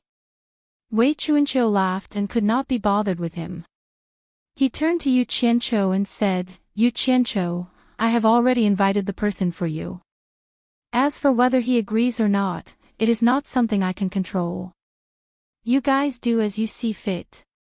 After saying this, he tidied up his messy hair and clothes. Damn it. What an old scoundrel. Yu Qianqiu's expression froze, but now was not the time to argue with the old bat. He immediately turned to Feng Jiu and sneered, The great bright Will's owner has come as you wish. If you have something to say it quickly. She doesn't have time to wait for you. He deeply understood that he was not that big. It was better to leave such a big vat to the senior. Everyone in the surroundings almost fainted upon hearing this, and all of them looked at Feng Jiu sympathetically. She was really unlucky to have run into these two shameless people, one big and one small. Mu Tianzhao looked at Yu Qianqiu in disbelief. Wan Ling was also speechless. How could the Emperor Immortal's trusted spy be like this? Wei Chuanqiu winked at Yu Qianqiu with a smile as if he was praising his adaptability. Little did he know that Yu Qianqiu wanted to kick him to vent his anger. He wanted to kick this incompetent guy to death. Feng Jiu, who hadn't expected to be blamed on her, was stunned. Then, her expression changed drastically as she looked at the great bright wheel. She waved her hand and said, It has nothing to do with me. It was Yu Qianqiu who came up with the idea to invite you here. Bullshit. Yu Qianqiu scolded, How dare you say that you didn't give permission? Under the watchful eyes of so many people, you still dare to lie through your teeth. Damn it. Is your heartless palace shameless? Feng Jiu was a little panicked. Thinking that she had given permission, she did not know how to defend herself. She was so anxious that her forehead was covered with sweat. Enough. As the owner of the Chamber of Commerce Alliance, the great bright Will was not someone who could be easily fooled. He stared at Yu Qianqiu coldly and shouted, Ever since you came to the psychedelic immortal city, you have been playing all kinds of tricks. There has been no peace in the psychedelic immortal city. Don't put labels on others. Do you think I'm easy to fool? Everyone looked at each other and realized that the owner of the great bright Will was indeed not easy to fool. Hearing this, Feng Jiu's heart finally relaxed, and the eyes she looked at Yu Qianqiu became even more resentful. Owner. You've wrongly accused me. Yu Qianqiu looked as if he had suffered a great injustice, but before he could defend himself, he heard Deming Luan shout, Shut up. Then he looked at Wei Chuanqiu and said, Didn't you want me to be the supervisor? Fine. I'll be the owner. It's good that this kid dies early, so you don't have to come out and embarrass yourself. As soon as he finished speaking, he landed beside Wei Chuanqiu in a flash, giving Wei Chuanqiu a fright. In the end, he saw that Deming Luan was not moving at all and did not seem to have any intention of making a move. Only then did he heave a sigh of relief and mumbled, Take off your pants to fart, what an unnecessary move. Deming Luan quickly swept a glance at him, then looked around and shouted decisively, Begin.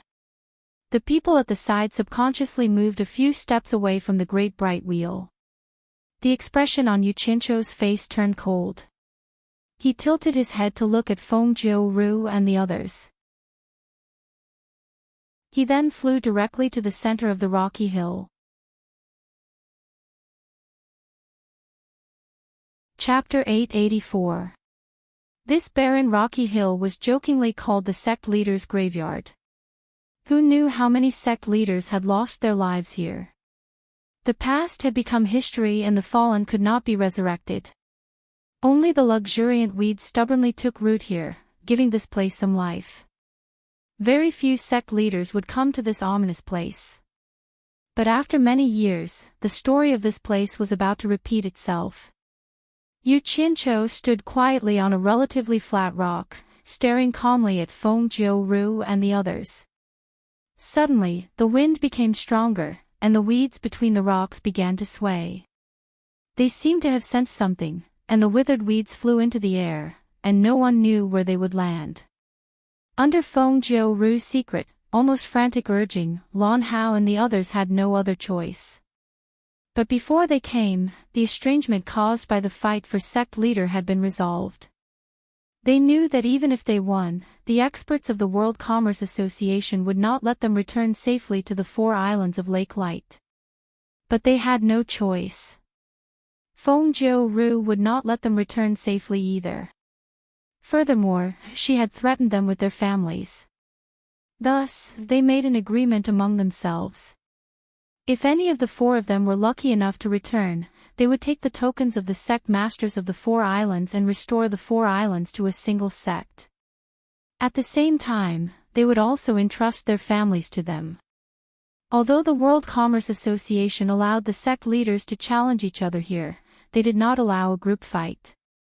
In other words, each challenge could only be one-on-one. Bao Tuxing flashed out from among the 4. He floated in the air and looked down. Yu Qianqiu also looked up and their gazes met. The former's gaze was indifferent.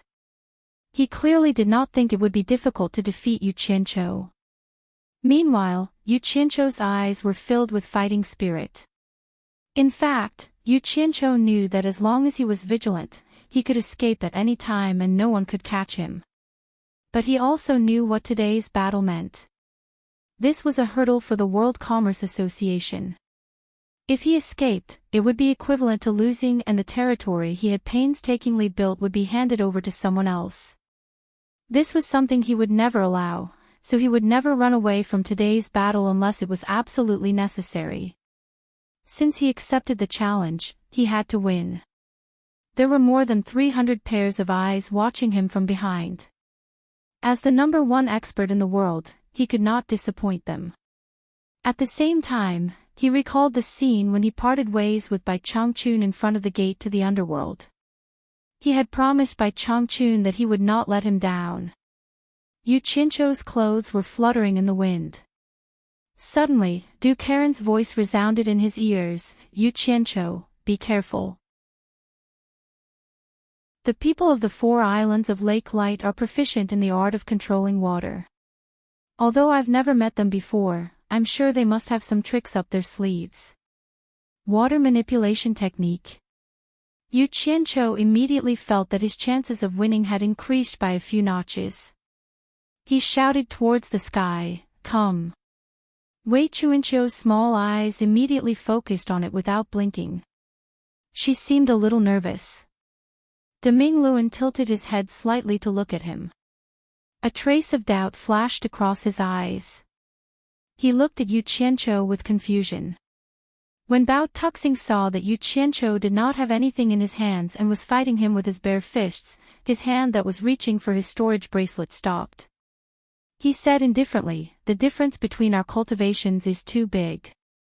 I'll let you make the first move." His words sounded as if he wanted Yu Qianqiu to accept his defeat wholeheartedly. Yu Qianqiu snorted coldly. He did not say anything else. He knew that he could not be careless when fighting with such an opponent. If he was hit by the opponent, he could lose his life. He estimated the distance between them. It was a few hundred meters. With his current cultivation, he could only lock onto an opponent within 50 meters. Even if the opponent broke into his range, if the opponent was too vigilant and dodged too quickly, he would not be able to lock onto the opponent in time. In that case, he would not be able to find a chance to use the Absorbing Star's great technique. The difference between their cultivations was too big. Sneak attack was still the best way. Yu Qianqiu gradually clenched his fists. His perception surged into the ground from under his feet like a tide and quickly spread to the surroundings. With his current cultivation, he was still unable to use his perception in the air. He needed a medium to transmit his perception. However, the vast ground was his best medium. Everyone could tell from the minute changes in Yu Qianzhou's body that he was about to make a move. As he slowly spread his arms, everyone felt as if the ground was trembling along with his arms. When everyone clearly saw that the rocks on the rocky hill were shaking, they were immediately shocked. This scene was too shocking. Anyone who saw a large area of rocks vibrating would be shocked. How could this be? Everyone was in disbelief. It was as if Yu Qianzhou's movement and frown had already affected the entire rocky hill. Could it be that Yu Qianzhou's cultivation had already reached such a high level? This was not something a soul formation stage cultivator could do. Could it be that he was deliberately hiding his cultivation? No wonder he dared to challenge the Heartless Palace. Wei Chuanqiu was stunned. Then, he excitedly rubbed his hands. This guy really had a lot of tricks up his sleeves. The great bright will was still calm. However, his attention was completely focused on Yu Qianzhou. Bao Tuxing, who was in the air, immediately raised his guard. Under everyone's gaze, he had already said that he would let Yu Qianzhou make the first move. He couldn't go back on his word. Suddenly, his pupils shrank. He saw Yu Qianzhou shake his arms. A dense gray shadow suddenly shot out from the rocks that covered the mountain. They formed into a group with Yu Qianzhou as the center and quickly circled around him. Everyone was dumbstruck. It was actually tens of thousands of stone flying swords. Within the dense gray shadow, Yu Qianzhou suddenly pointed his arm at Bao Tuxing and shouted, 10,000 flying swords. The sound of the air being pierced could be heard. The dense gray shadow shot towards Bao Tuxing in an astonishing amount. Regardless of how powerful it was, the scene was truly spectacular. Bao Tuxing quickly waved his palms left and right, releasing rays of multicolored light, immediately shattering the stone flying swords that were rushing towards him. After exchanging a few blows, he discovered that although the stone flying swords that filled the sky looked astonishing, they were actually unable to withstand a single blow.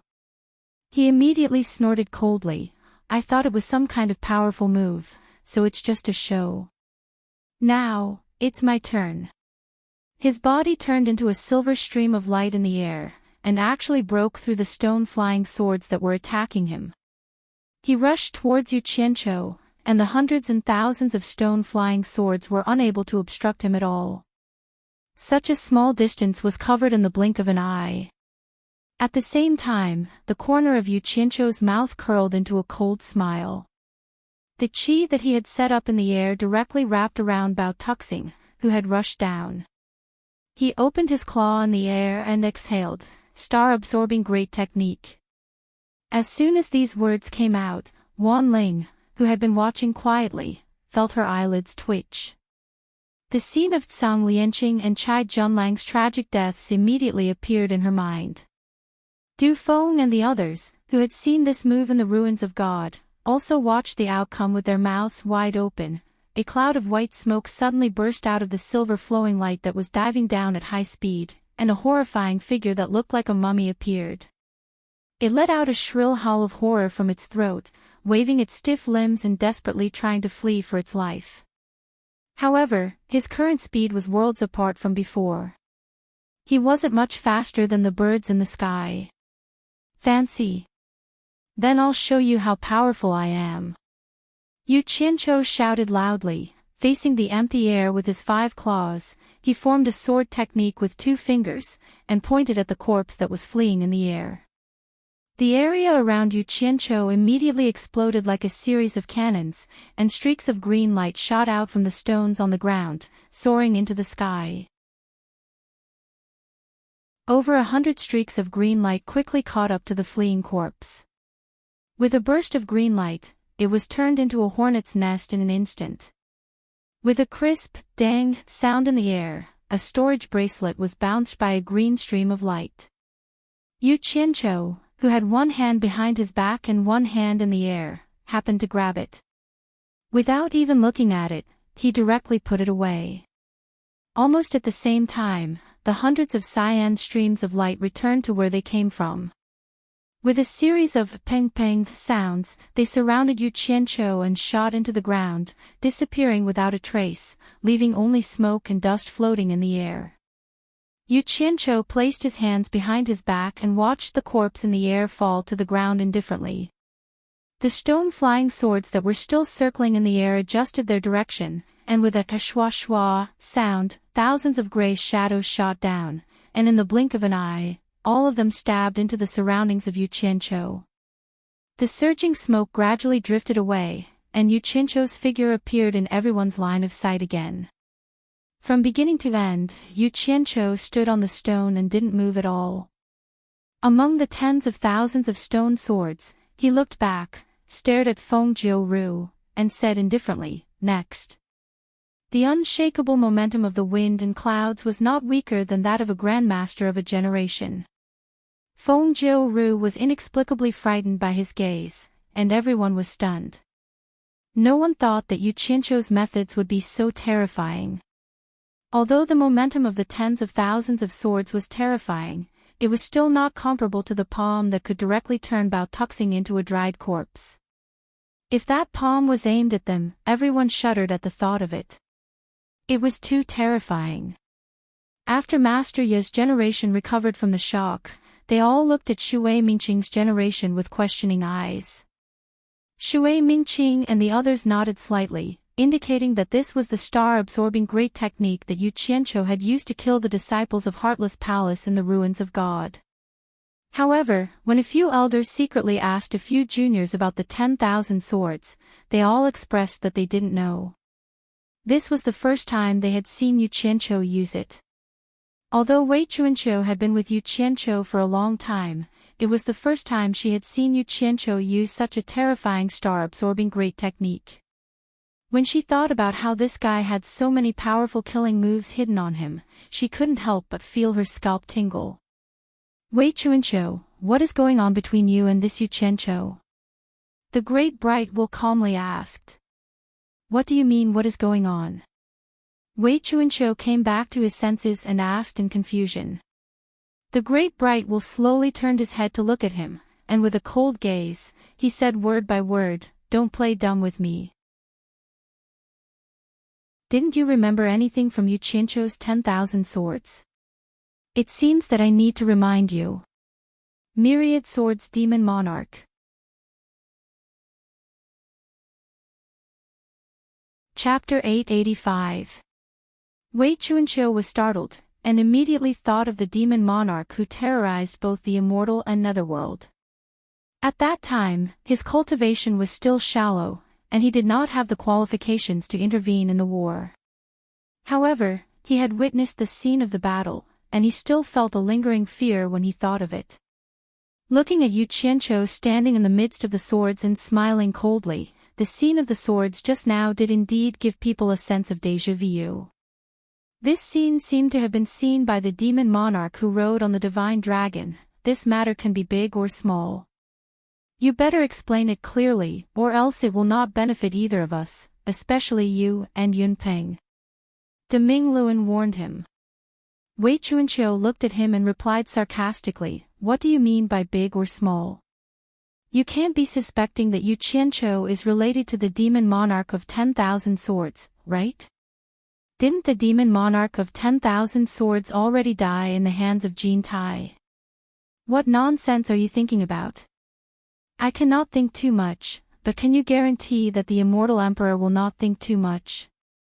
De Mingluan snorted and said, "The demon monarch of 10,000 swords is the only one who can threaten him after the seal of the demon realm. Today, the scene of Yu Qianqiu controlling the swords will reach his ears sooner or later. As the person involved and the person in charge of this place, he will call me for questioning sooner or later. If I can't give him an explanation that will make him feel at ease, you and Yunpeng should prepare to be buried with Yu Qianqiu. I'm afraid I will not be able to absolve myself from the blame." Wei Chuanqiu fell into a short silence. He knew that what De Mingluan said was the truth. Jin Tai was a ruthless and arrogant person, and would definitely not allow anyone who could threaten his rule to exist. If he did not have a reason to feel at ease, it would indeed be a big problem. He paused and said, I also can't explain this matter clearly, let's ask him after this matter is over. At this moment, the remaining 3 people from the 4 islands of Lake Light suddenly quarreled, and immediately stopped the conversation between the two. This attracted everyone's attention. Everyone thought that they were afraid of death and pushing the blame to each other. When everyone heard the content of their conversation, they all sighed with emotion. If they had known this would happen, they wouldn't have done it in the first place. If you still recognize me as your eldest senior brother, then listen to me. Following Lan Hao's angry shout, Su Yuchang and Ning Zixuan lowered their heads in grief and indignation. Lan Hao extended his hand and pulled over the items that the two of them were holding. One was a silvery raincoat with a bamboo hat, and the other was a fishing net. Those who didn't know would think that they were fishing tools used by fishermen, but in fact, they were 2 of the 4 treasures of the 4 islands of Lake Light. The 4 disciples each took one of the 4 treasures, a gourd, a straw cape, a fishing net, and a fishing rod. The fishing rod was in Bao Tuxing's hands, but because he had underestimated his opponent, he was killed before he could take out his treasures. The storage bracelet with the treasures also fell into Yu Qianqiu's hands. Eldest senior brother. Su Yuchang and Ning Zixuan suddenly shouted at the same time. Their voices were a bit low. After looking at each other, the two of them took the 2 items from Lan Hao's hands. Su Yuchang shook open the straw cape and personally put it on Lan Hao. Ning Zixuan used a special method to wrap the fishing net around Lan Hao's arm. I think Master will be very happy to see us like this. Lan Hao laughed heartily. Then he also took out a large grey gourd from his storage bracelet and tied it to his waist. This meant that he had 3 of the 4 treasures on him. The reason why they made such a grand scene was because the way Yu Qianqiu killed Bao Tuxing was too shocking. Bao Tuxing didn't even have a chance to resist before the outcome was decided. At this moment, in the eyes of the 3 disciples, Yu Qianqiu was definitely an expert who had hidden his cultivation. Otherwise, how could a soul formation stage cultivator be so powerful? In fact, they weren't the only ones who thought this way. Many of the onlookers thought the same because no one could see through Yu Qianqiu's cultivation.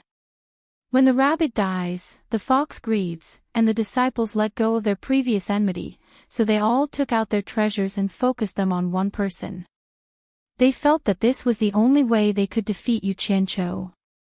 Su Yuchang and Ning Zixuan's eyes were filled with grief and helplessness as they watched Lan Hao fly over the life and death mound. In fact, the one who was the most worried and afraid was Feng Jiuru. She never thought that Yu Qianqiu would be so powerful that he could kill Bao Tuxing so easily. If all the sect masters of the 4 islands of Lake Light were defeated, then she would be in trouble. Thinking of this, she couldn't help but sneak a glance at the Great Bright Will who was supervising the battle. Coincidentally, the Great Bright Will's cold gaze swept over, causing her to immediately turn around in a panic. Seeing Lan Hao in such a strange outfit, Yu Qianqiu immediately raised his guard. He didn't even need to think about it to know that Lan Hao was definitely wearing treasures. Otherwise, the disciples wouldn't have to dress so solemnly. Junior brother. I'll take revenge for you. Lan Hao roared. He grabbed the big gourd at his waist with one arm and pulled out the stopper of the big gourd with the other. Then, he slapped the gourd, and a column of water shot out from the mouth of the gourd. Yu Qianqiu's eyes narrowed. When the column of water came out of the gourd, it was only a thin stream of water. Who knew that it would suddenly become bigger after a short distance? The water waves were like a torrential river that poured down from the sky with a rumbling sound. What made Yu Qianqiu feel strange was that the torrential waves released from the gourd did not come for him. Instead, they were like a huge water dragon that wriggled in all directions. Yu Qianqiu, this is the water gourd of the 4 treasures of Lake Light. He's setting up the heavenly water formation. You can kill him while he's setting up the formation. Huo Lianqing of the mythical fire palace was also secretly playing the good guy. Hearing him say it so easily, As if killing a late-stage ascendant immortal cultivator was really as easy as cutting vegetables, Yu Qianqiu couldn't help but smile bitterly in his heart. He was the clearest about his own strength. As long as he left the ground, he would immediately fall into a passive situation. The attack speed that he could display with his cultivation was simply not enough to catch the opponent's eyes. Even if he used his purple flames and divine sword, he probably wouldn't even be able to touch the opponent, let alone kill him. Sneak attacks when the opponent was unprepared was the way to go. Most importantly, being in the air meant that the attack range was wider, while being on the ground meant that there was more room for maneuver. At the very least, he could escape underground. He calmly watched the opponent set up the formation. In the eyes of others, they thought that he had a card up his sleeve. Who knew that he was doing this because he had no other choice? In a short while, the water dragon had entrenched itself into a huge water cube that occupied an extremely large area. The strange thing was that it did not collapse. The area within a radius of several miles had already become a vast body of water. The rocky hills were completely submerged. The onlookers had already risen into the air to watch. Everyone could vaguely see that Yu Qianqiu was still standing motionlessly at the bottom of the water. At this moment, the water gourd in Lan Hao's hand had also stopped pouring water down. Just a slight movement of the gourd would cause the waves below to surge. Clearly, it could draw on the water cube below. A cold smile appeared on Lan Hao's face. Since the opponent was so arrogant, it was obvious that he did not know the power of his water-sky formation. Then, as if he was hugging a waste drum, he used his other hand to continuously slap the body of the gourd. Two huge waves immediately surged up from the surging waves below, condensing into two huge fists. They opened their palms and aimed at Yu Qianqiu at the bottom of the water. With a loud bang, they broke through the waves and grabbed at him. At first, Yu Qianqiu was a little worried. However, after staying in the water for a while, he discovered that it was only a so-so. Although this part of the water seemed to be controlled by something, it seemed that his control over the water art was stronger. When he discovered that the opponent was actually controlling the water to deal with him, he was immediately speechless. He was really displaying his slight skill in front of an expert. He actually dared to play with water in front of me. Then let's play. The undercurrent carried a huge pressure as it approached. He could clearly see the two huge dark blue hands grabbing at him. Yu Qianqiu waved his large sleeves. The two huge hands instantly collapsed and disappeared, merging into the water. The water gourd in his hand trembled and instantly lost contact with the two huge hands. Lan Hao was immediately shocked. In this heavenly water formation, the gourd in his hand was the master of this part of the water. The two huge hands that were condensed were not afraid of being damaged at all. This was because this part of the water could repair them at any time and then continue to attack the opponent. As long as the opponent's cultivation was not ridiculously high, being trapped in the formation was equivalent to being trapped in an endless entanglement. However, the opponent just waved his hand casually and immediately and silently broke his spell. This was a little too inconceivable. Could it be that his cultivation had reached an unimaginably terrifying level? Everyone who witnessed the battle looked at each other in dismay. Although most of them didn't know much about the power of the heavenly water array, they could tell from Lan Hao's shocked expression that something must have happened that shocked him. Everyone could also see some clues from the sudden change in Ning Zixuan and Su Youchang's expressions. Lan Hao loosened his grip on the gourd and hung it back on his waist. He understood in his heart that since the opponent had dealt with it so easily, it would be useless to use water again. His figure flashed and like a meteor, he drilled into the water below with a bang. The straw cape on his body flashed with a white light, and his entire person disappeared on the spot. This time, it was immediately Yu Qianqiu's turn to be nervous. He quickly looked around, but he could not see the opponent's figure at all. This was a little too terrifying. His perception immediately surged out like a tide and spread out. This part of the water immediately became a part of his body. F***ck. He could actually become invisible. Yu Qianqiu was shocked. He instantly discovered the opponent's position, but he could not see him at all. What shocked him the most was that when his perception swept over the other party's body, it felt as if there was nothing there, as if the other party didn't exist at all. If it wasn't for the fact that he had complete control over this region of water, he wouldn't be able to hide anything from him. He would definitely be at a disadvantage. Yu Qianqiu immediately thought of the straw cape on the opponent's body. There must be something strange about this straw cape. After Lan Hao drilled into the water, he immediately held his breath and stealthily hid for a while. Although he was very confident in the treasured clothes on his body, he now treated Yu Qianqiu as a real expert. He did not dare to relax at all. After waiting for a while, he carefully and slowly approached. He did not dare to cause any changes in the water. He was prepared to hit the opponent in one strike. Yu Qianqiu was immediately speechless. He did not expect that there would be such a shameless person. He actually dared to play a sneak attack on him in the water. He simply continued to pretend to look around blankly. More than 10 purple flame flying swords quietly burrowed into the ground under his feet. He was also prepared to hit the opponent in one strike.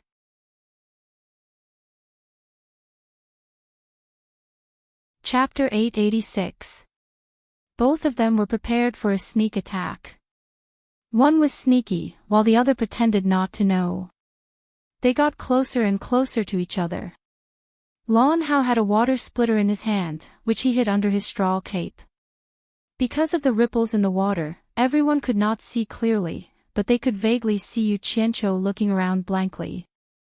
Most people did not know what was going on behind the temporary calm. Only Ning Zixuan and Su Yuchong knew the danger. They knew that their eldest senior brother was using his straw cape to hide himself, and was definitely approaching quietly to prepare a sneak attack. Their hearts were in their throats, hoping that their eldest senior brother would succeed in one strike. When the distance between the two of them was less than 200 meters, Yu Qianqiu could already feel Lan Hao slowly taking out his weapon. It was obvious that he was ready to attack. He could not help but curse in his heart. He wanted to wait for his opponent to get closer and see if he could use the absorbing star's great skill in the water. That way, his chances of winning would be higher. Lan Hao was worried that Yu Qianqiu's cultivation was too high, so he did not dare to get too close. He quietly stopped and was about to make a sneak attack when he suddenly heard a pu sound coming from below. Before he had time to check, the water curtain in front of him had already flashed with purple light. At the same time, Lan Hao saw a trace of an evil smile hanging on the corner of Yu Qianqiu's mouth. He was immediately shocked. His reaction was considered fast, and he immediately guessed that he had fallen into a trap. He did not care about anything else, and desperately used teleportation to escape. A dark red halo of blood spread in the water, and a "hua" sound rose from the surface of the water. A white light flashed, and Lan Hao appeared, quickly catapulting into the air. He held the water splitter in one hand, and with the other hand, he took out a pill and crushed it. He applied it to the wound on his thigh, and immediately stopped the blood flow. The onlookers did not see clearly what had happened. They only saw a flash of purple light under the water, and Lan Hao immediately ran for his life, and was injured. Yu Qianqiu had already kept the purple flame flying sword. He had always insisted on not exposing this thing as much as possible. It would be troublesome if someone recognized it as the purple flame. This sneak attack made Yu Qianqiu feel that it was a pity. He didn't expect that the other party would still be able to escape.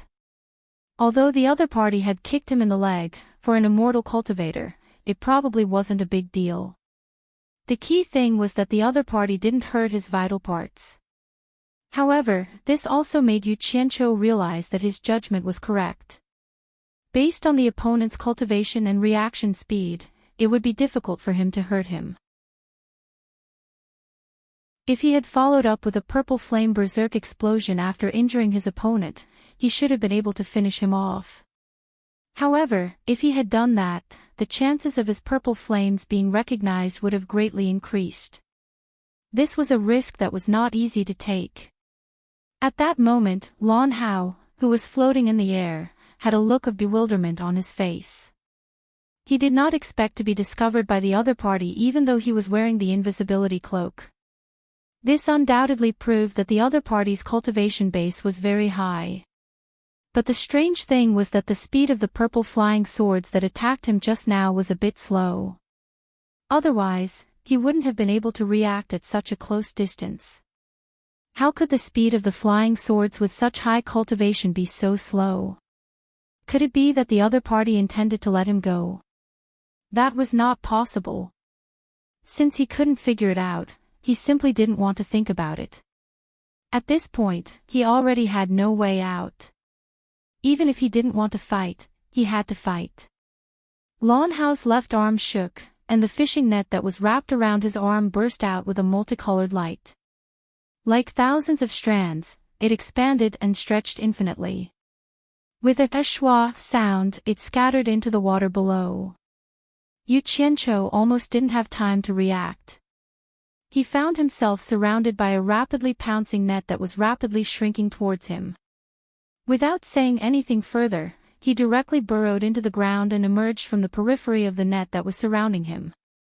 Looking back, he saw that the large rock that he had just landed on had been shredded into pieces by the dense, silk-like fishing net. Yu Qianqiu was shocked on the spot. He didn't know what this thin net was made of.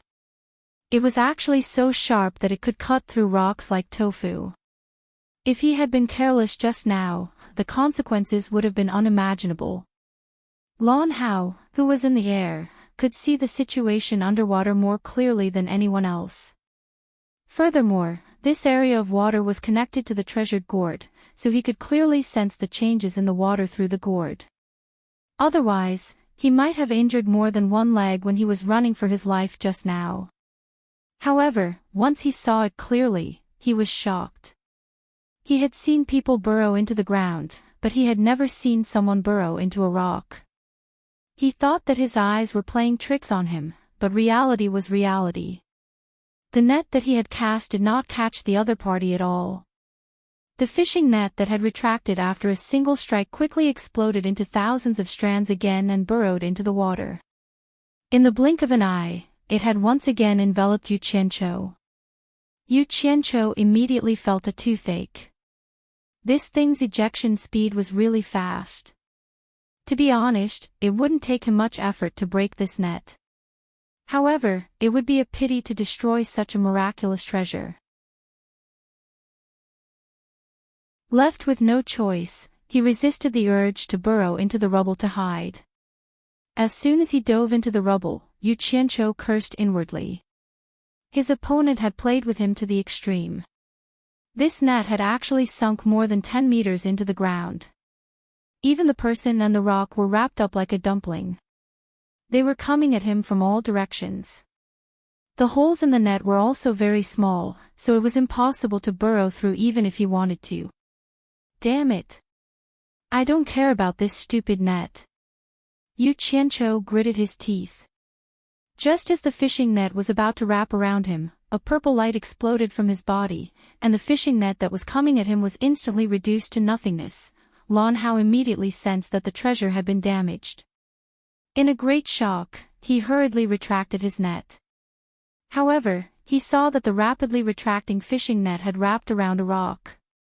What surprised him even more was that Yu Qianqiu had already surfaced from the water and was staring at him coldly. Eldest senior brother, be careful. Ning Zixuan and Su Yuchang cried out in alarm. Following that, there was an uproar from the crowd. Lon Hao, who had been vigilant against Yu Qianqiu, slowly lowered his head. He looked at his chest in disbelief. There was a purple flying sword stuck in his chest. After the flying sword shot out from the rock that was dragged back by the fishing net, the rock broke into pieces and fell to the ground. The flying sword had been hidden in the rock when it was brought back. Because Yu Qianqiu had suddenly appeared on the water surface, Lan Hao's attention was immediately diverted from the rock.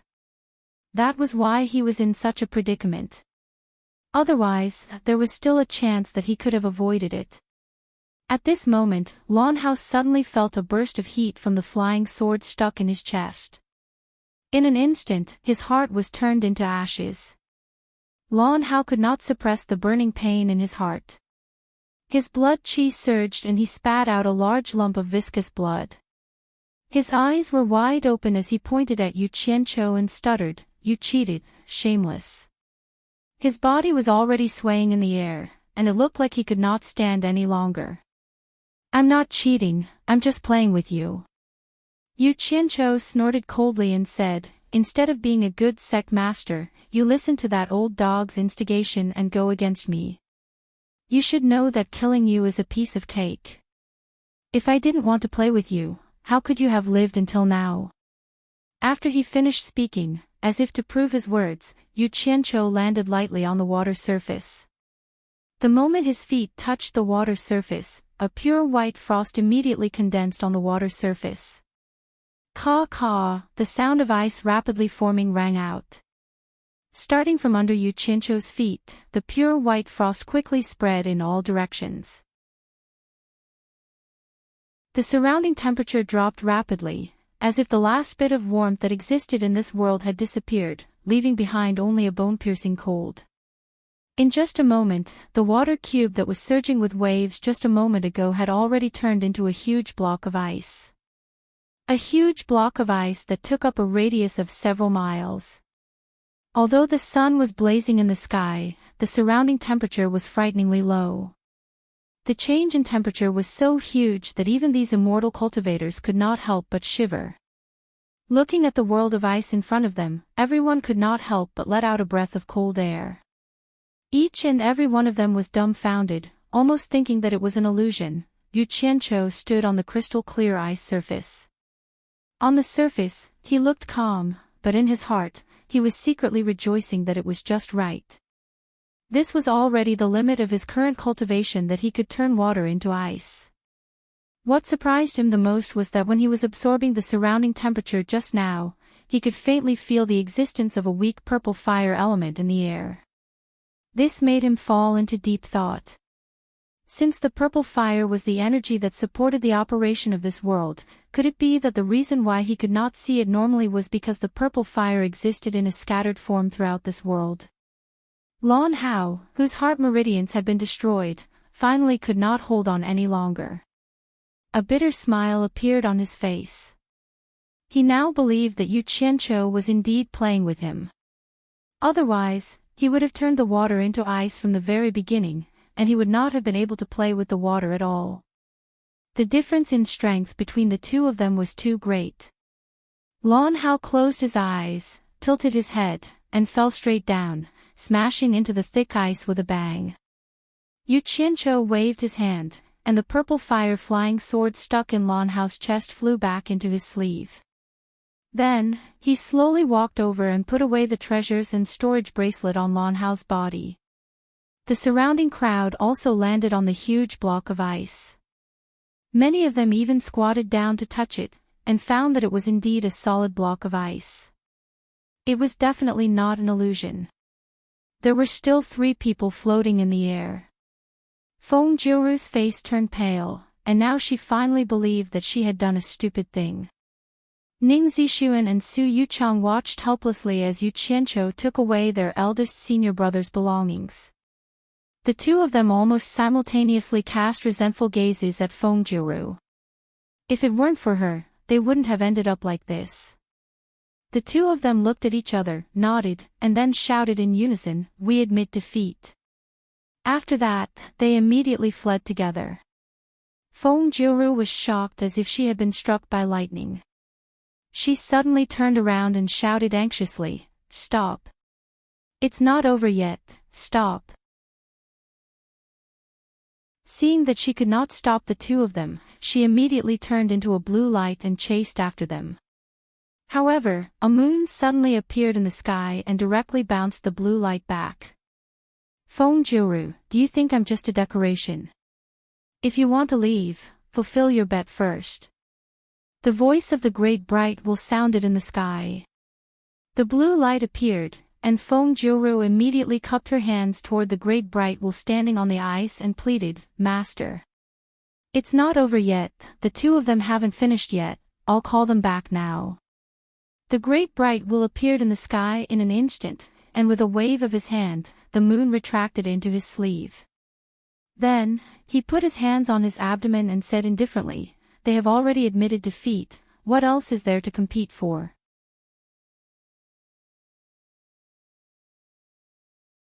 Chapter 887. I have a way to persuade them to come back. Continue, I will get them back now. Feng Jiuru retreated in fear. The great bright wheel's eyes suddenly opened and said in a calm tone, Are you joking with me? No, no. I will get them back now. Feng Jiuru said and turned to fly away. The great bright will snorted coldly and revealed its palms that were hidden in its sleeves. 10 light balls shot out from its 10 fingers and chased after Feng Jiuru in an instant. Feng Jiuru turned around to look, and she was instantly scared out of her wits. She cried out in alarm, Please, for the sake of the Heartless Palace. Before she could finish her words, the 10 balls of light suddenly turned into 10 huge crescent moons, weaving a net to entangle them. Feng Jiuru knew it was too late to say anything. The great bright will was ready to kill her, so she quickly changed her position in the air. However, the 10 moons followed her like a shadow and she could not get rid of them. Feng Jiuru, who was struggling to deal with them, made up her mind and summoned her flying sword to fight back. The great bright wheel's eyes flashed fiercely and it shouted, How dare you? How dare you resist? He swung his palm in the air, and the 10 crescent moons suddenly appeared like illusions. They cut through the void, leaving silver arcs in the air. The power of the thunderbolt made people feel as if they were looking at a bolt from the blue. At this moment, a shrill scream rang out in the air, and a cloud of blood mist exploded in the air. 10 ghost-like crescent moons darted out of the blood mist and turned into 10 light balls. The great bright will waved his long sleeve and collected the light balls. He didn't stop at all.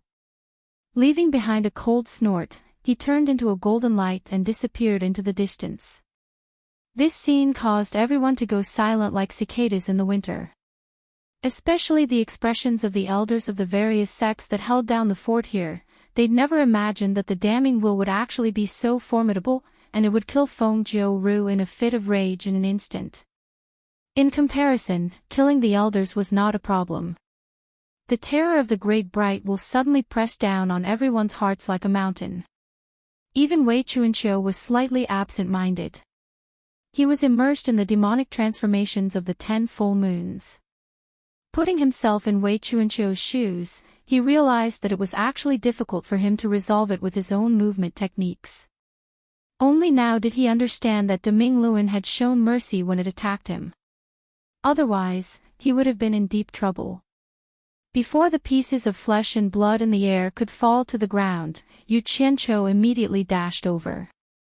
He caught one of the storage bracelets with his sharp eyes and sharp hands. After inspecting it with his divine sense, he nearly laughed out loud. Huang Xiaolong noticed that Feng Jiuru was indeed worthy of being an elder of the number 1 force in the immortal world. Just the divine grade spirit stones alone numbered more than 7 billion. Huang Xiaolong wondered if these were the public funds of the Heartless Palace. However, this was not something that Yu Qianqiu was worried about. He only thought of it as his spoils of war. He looked around in satisfaction, then without another word, he quickly flew towards the World Commerce Association. Wei Chuanqiu's eyes lit up when he came back to his senses. Seeing Yu Qianqiu running away so quickly after winning the battle, he thought he must have made a fortune. He immediately chased after him. The two of them landed in front of the World Commerce Association's building. When the lords saw that Yu Qianqiu had returned, they were all extremely excited. Since the torture master had returned unscathed, they reckoned that they had definitely won. What's in Feng Jiu Ru's storage bracelets? Wei Chuanqiu eagerly followed behind Yu Qianqiu, tugging on his sleeve as he asked. Yu Qianqiu flung his sleeve and strode inside, saying, I told you it's nothing, I've told you many times. That can't be. Feng Jiu Ru is in charge of the Heartless Palace's branch here. No matter how few things he has, it can't be that little. Wei Chuanqiu expressed his doubt as he chased after Huang Xiaolong. Yu Qianqiu couldn't be bothered with him. He quickly walked into the main hall and stepped onto the curved platform at the edge of the pool. He turned around and shouted to the crowd, the trouble has been resolved for now. Keep your spirits up, I believe there will be guests coming soon. As soon as he finished speaking, the feudal lords cheered excitedly. They weren't stupid, they knew that after this matter, they had at least gained a foothold in the immortal world. On the large ice layer of the life and death mound, the spectators left one after another. Soon after, more people came after hearing the news. This barren land that had always been uninhabited suddenly became lively. After a whole month, the huge ice layer finally disappeared from everyone's sight. During this time, countless people from the immortal world had come to visit. Although the opening of the World Commerce Company caused quite a few twists and turns, it became even more lively because of this. Yu Qianqiu put on his big red robe again and welcomed guests with a smiling face in the main hall. This time, the people who came from various sects were much more polite to him. When they saw him walking over, they greeted him with some reverence. This was the embodiment of strength. Only with strength could he gain everyone's recognition. This was something that needed no doubt. At this moment, Yu Qianqiu became unfathomable in everyone's eyes. No one could see through his cultivation, but based on the fact that he could easily kill 2 late-stage immortal sect masters, everyone guessed that his cultivation had at least reached the great immortal level. However, everyone was clear that this time, the World Commerce Company had formed a great enmity with the Heartless Palace. They were afraid that they wouldn't have an easy time in the future. However, the various sects that came to support the opening were still shocked by the large variety of immortal herbs that the World Commerce Company was selling. Hence, people kept making roundabout inquiries to the various feudal lords who had big red flowers hanging on their chests in front of the counters to find out the origin of these immortal herbs. The feudal lords who had long since unified their statements all pushed the origin of the immortal herbs to Wei Chuanqiu, saying that Wei Chuanqiu was the one who provided them. As the various sects' disciples passed on the news, they immediately sent people with money to purchase the immortal herbs that their sects needed. The trading scene on the lower 5 floors gradually became lively. The patrolling Yu Qianqiu was overjoyed. For this opening, he had put in a lot of effort. All the immortal herbs he sold were below 200 million divine-grade spirit stones. He didn't take out anything that was worth more than 200 million divine-grade spirit stones. Most of the immortal herbs he sold were worth less than 100 million divine-grade spirit stones. Even so, Huang Xiaolong was still worried. He studied the immortal herbs he sold according to the illustrated handbook for a long time. As long as the handbook indicated that the immortal herbs were the main ingredient of an immortal pill, Huang Xiaolong would always sell 1 or 2 ingredients. For example, if an immortal pill required 3 main ingredients, then one of the main ingredients would definitely not be sold. If it required 4 or 5 main ingredients, then 2 of them would never be sold. Yu Qianqiu naturally had a deeper consideration for doing this. He couldn't disregard everything for the sake of money. Although the World Commerce Company's main purpose was to earn money, there were other things more important than that. Therefore, he could earn money, and he could sell large amounts of immortal herbs, but he would never allow the various sects to gather all the immortal herbs they needed. Otherwise, relying on those big sects' powerful financial strength to obtain the immortal pills they urgently needed, it would be akin to helping a tiger do evil. Of course, Yu Qianqiu didn't rule out that those big sects had the immortal herbs they needed to refine immortal pills, but it was certain that they could only make up a small portion at most. It was impossible for them to make up for all the immortal herbs he sold, unless the various sects also had a utopia in their hands. Therefore, Yu Qianqiu wasn't worried that the various sects could stir up too much trouble. He still had to continue earning the money he had to earn. After walking up and down a few times, seeing that the World Commerce Company's business was on the right track, Yu Qianqiu smiled and prepared to return to the 6th floor because there were still guests there. Master Ye, Wu Yanqing, and Du Kairen had all left, but Shui Mingqing and a few friends were still here as guests. As the host, he had to accompany them. Just as he was about to step onto the stairs to the 2nd floor, he suddenly heard a woman shout from behind him, "Sect leader Yu." Yu Qianqiu was startled. He felt that the voice was very unfamiliar, as though he had never heard it before. He turned around and saw a man and a woman who looked relatively young walking over. Their looks weren't bad, and they looked like a perfect match. Yu Qianqiu turned around and asked suspiciously, "You two are?" The woman smiled and cupped her hands.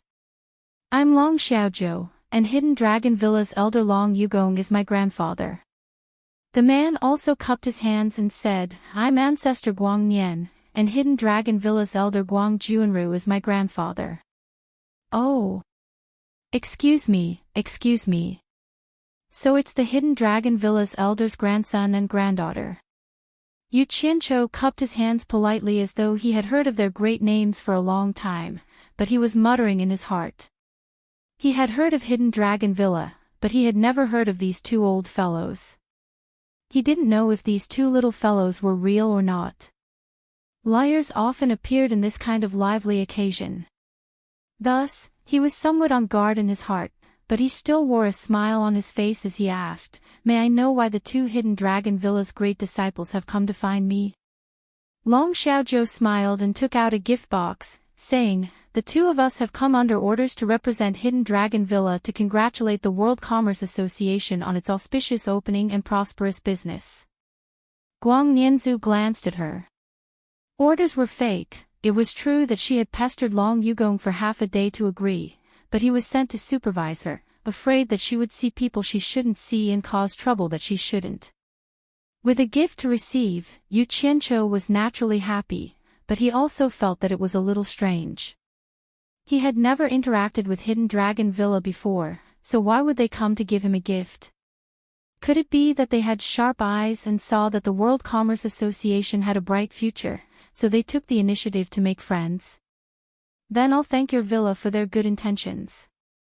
Yu Qianqiu accepted the gift, thinking that it wasn't a bad thing to have more powerful friends, so he raised his hand and said, "It's too noisy here. Two esteemed guests, please follow me to a small table on the 6th floor." Long Xiaozhou and Guang Nianzhu didn't act pretentious and followed him directly to the 6th floor. There was a person guarding the stairway to the 6th floor, obviously not allowing unauthorized people to trespass. When the guard saw that it was Yu Qianqiu who had brought people over, he naturally let them go up.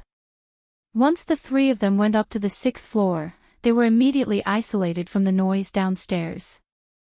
With one look, it was obvious that someone had set up a soundproof barrier. Yu Qianqiu brought the two of them through a corridor and pushed open a large door. Their eyes suddenly brightened up, and it turned out to be a large room. This was actually the living room on the 6th floor. The walls and floor were all inlaid with white jade slabs, and in addition to a few large transparent crystal floor-to-ceiling windows, the lighting was very good, making the entire living room seem spacious and bright.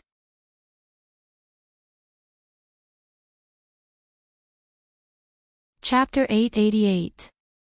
A few rattan chairs were placed elegantly in the living room. Du Feng and the rest were either sitting or lying down as they chatted.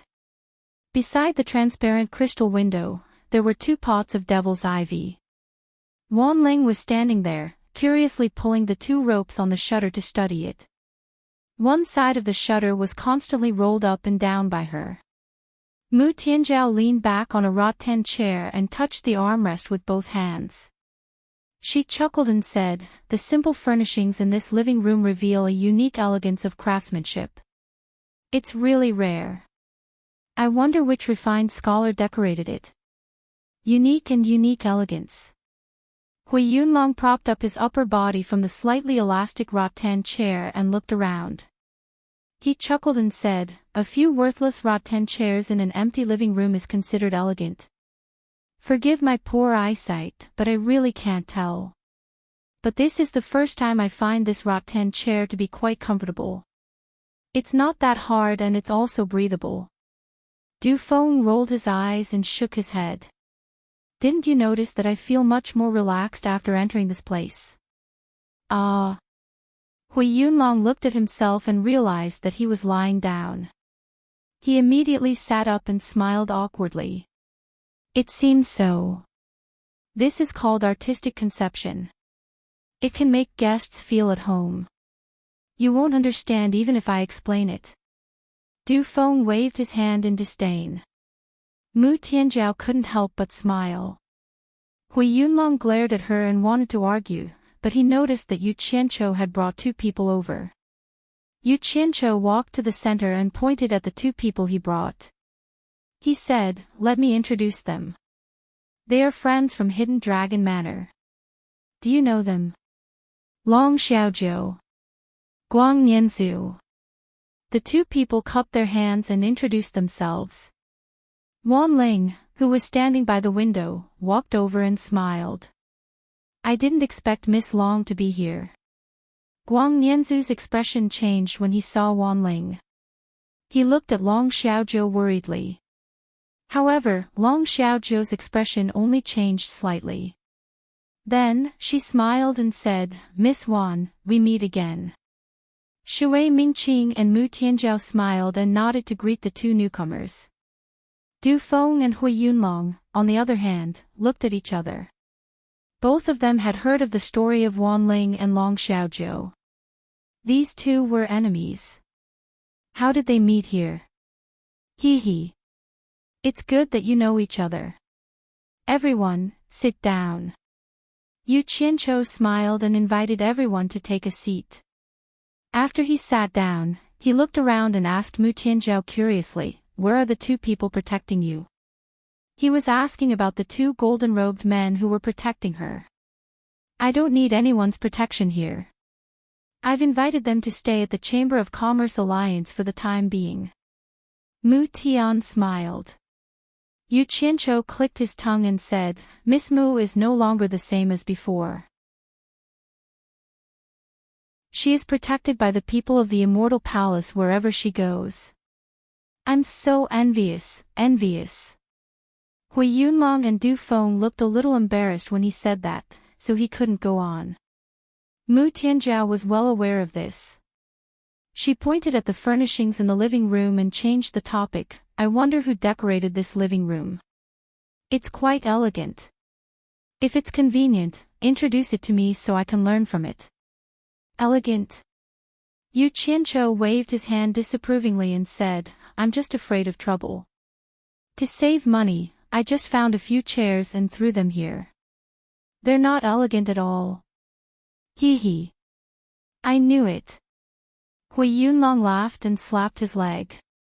Du Feng immediately tilted his head and sneered. He was being modest, but you took it seriously. Why don't you think about why this barren mountain became famous in the hands of sect leader Yu? Hui Yunlong stared at him and said, are you saying that I have no taste? All right. Yu Qianqiu quickly stood up and stopped the 2 from arguing. He smiled and said to everyone, I'm sorry to keep you waiting. I have a new friend here, so I don't have much to entertain you. Why don't I treat you to a bath? A bath? Hui Yunlong was stunned. He thought he had heard wrong. The others also looked at each other in confusion. Yu Qianqiu smiled and said, that's right. I have authentic mountain spring water downstairs. It's perfect for bathing. It's also a specialty of my World Chamber of Commerce. I wonder if you're interested. Is this appropriate? Du Feng looked at Mu Tianjiao and the other 2 women. His words made the 3 women feel awkward. Yu Qianqiu immediately explained, actually, it doesn't matter. We have women in the World Chamber of Commerce too. The bathing area downstairs is separated into men and women. They won't interfere with each other. In that case, I'd like to experience the specialty of the World Chamber of Commerce. Wan Ling stood up with a smile and tilted her head to look at Long Xiaozhou. I wonder if Miss Long is interested. Long Xiaozhou's expression stiffened. Most women in this world were conservative. She wasn't used to talking about bathing with outsiders. However, Wan Ling's light and joking words were no different from provocation in her ears. She immediately gritted her teeth and stood up with a sweet smile. Then I'll accompany Miss Wan to experience the specialty of the World Chamber of Commerce. Seeing that everyone had agreed, everyone stood up and went downstairs. However, they were all stunned when they saw Mu Tianzhao sitting there alone. When Mu Tianzhao saw this, she waved at everyone and forced a smile. You guys go ahead. I'll be fine here. Yu Qianzhou was still a little confused. However, the others understood that Mu Tianzhao was about to get married. A woman's reputation was very important at this time. If a group of men and women went to bathe and spread rumors, it wouldn't be good. Moreover, Mu Tianzhao was going to marry the Immortal Palace's External Affairs Commander, Wu Xiong. Du Feng secretly transmitted his voice to Yu Qianzhou. Only then did Yu Qianzhou react. He immediately led a group of people downstairs. The large living room was empty. Mu Tianzhao slowly leaned against the rattan chair and sat there alone. There was a rather big basement under the World Chamber of Commerce. In order not to destroy the water vein of the mountain spring, Yu Qianzhou had personally built it. The entire basement was paved with white jade and illuminated by fluorescent stones. It was divided into two spaces, one big and one small. The big one was for men and the small one was for women. When they reached the bottom, a passageway appeared in front of them. At the end of the left was a stone sculpture of a strong, bare-chested man. There was a small stone door on the side. At the end of the right was a stone sculpture of a buxom woman. There was also a small stone door on the side. The symbolic stone sculpture was very obvious. It undoubtedly told the visitors that the men should go to the left and the women to the right. The two women looked calm, but they were actually a little nervous. The men and women separated here. Yu Qianzhou led the group into the place where the men were bathing. When Hui Yunlong saw the environment inside, he immediately chuckled. This seems a little interesting.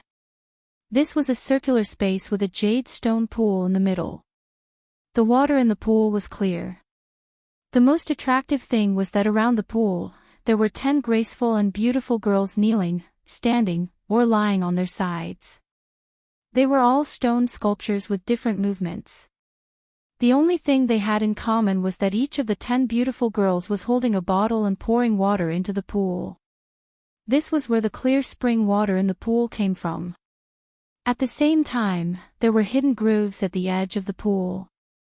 When the water in the pool reached a certain height, it would flow out through the hidden grooves, maintaining the vitality of the mountain spring. Yu Qianzhou chuckled and greeted the group. He then took the lead to demonstrate. He took off his pants and walked into the step-like pool. The center seemed to be a little deep. It reached Yu Qianzhou's chin. After he wet himself, he swayed to a half-kneeling beauty stone sculpture. There was a place for him to lie down and enjoy the bath at the same time. Seeing the comfortable expression on his face, Hui Yunlong couldn't help but take off his clothes, leaving only his underwear. He couldn't wait to dive into the pool. He found that the pool water was cold, but very comfortable. Then, he found a beautiful stone sculpture that he liked and enjoyed it. Du Feng and Guang Juanru looked at each other. They also took off their clothes and ran into the pool. The 4 men chatted and soaked in the pool. It was very comfortable. The layout of the women's bathroom that Wan Ling and Long Xiaozhou were in was similar to the men's bathroom, but the space was much smaller. Beside the pool, there were 4 strong men stone sculptures holding bottles and pouring water. But at least they had a pair of underwear. What made the 2 women speechless was that they didn't know which wicked person made these stone sculptures. The 4 men's heads were carved with cloth strips that covered their eyes. They were quite considerate of the women. But even so, the 2 women felt a little uncomfortable and blushed slightly. Although they were stone sculptures, if they really took off their clothes and soaked in the pool, they would still feel like they were being watched by men. "Miss Long. Why is your face red? Are you shy?" Wan Ling suddenly looked at Long Xiaozhou and smiled.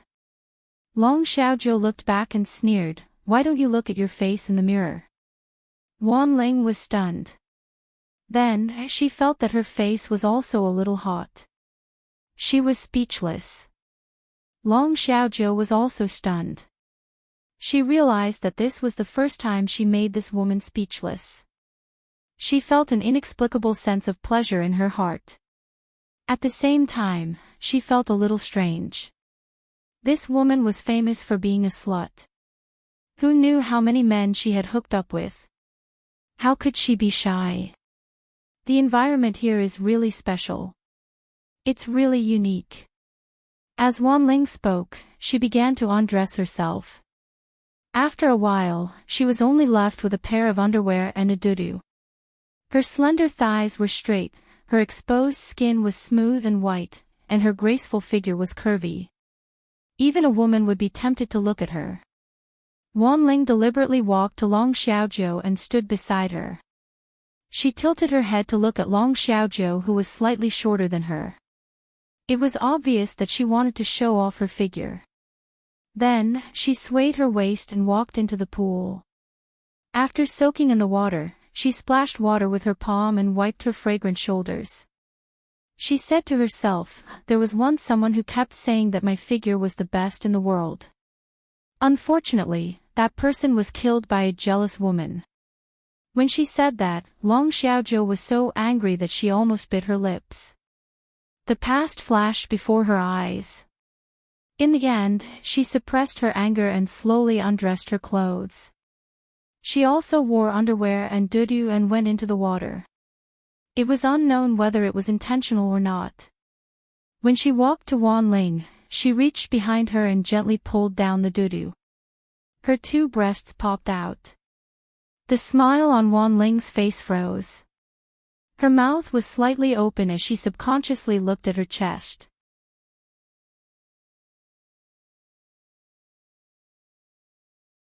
Chapter 889. Some men are easily bewitched by some women. This kind of man is blind and can't even tell good from bad. He deserves to die. Long Xiaozhou held the clear spring water with both hands and poured it on her proud breasts. She said disapprovingly, "I've met such a man before." He came back to his senses and scolded himself for being blind. He said that some women can't attract a man's attention even if they strip naked. Sigh. I don't know if what he said is true or false. But what's the use of keeping such a man who goes with the wind? Wan Ling was dumbfounded by Long Xiaozhou's words.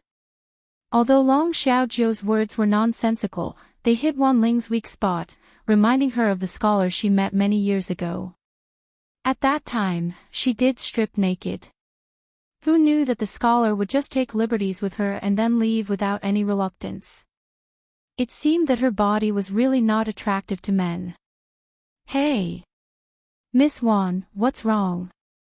Long Xiaozhou said with concern, but a carefree smile appeared on her face.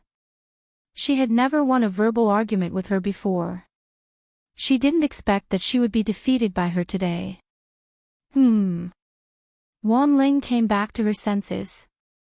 She couldn't help but stare at the other party's chest. She forced a smile and said, "Nothing, I suddenly thought of something." Long Xiaozhou said, "Oh," and suddenly asked curiously, "Why are you bathing in a dudu? Are you shy to see us naked?" Hee hee. This water monster is cold. Wan Ling smiled absent-mindedly. "Miss Wan, you're wrong. It's uncomfortable to wear clothes in the water. Long Xiaozhou turned behind Wanling and said, "Come, I'll help you take it off." "It's okay. It's fine like this." Wanling hugged her chest and turned to avoid. However, the more she avoided, the more Long Xiaozhou wanted to see her look after being exposed. It seemed that she couldn't wait to take off her dudu. Ignoring the other party's repeated rejection, she stuck close to her and said kindly, "It's okay. It's nothing. I'll help you." As a result, Wanling was forced to the edge of the pool and had nowhere to retreat. Long Xiaozhou's hand touched her again. She immediately shouted in embarrassment and anger, "Get lost! Get lost!"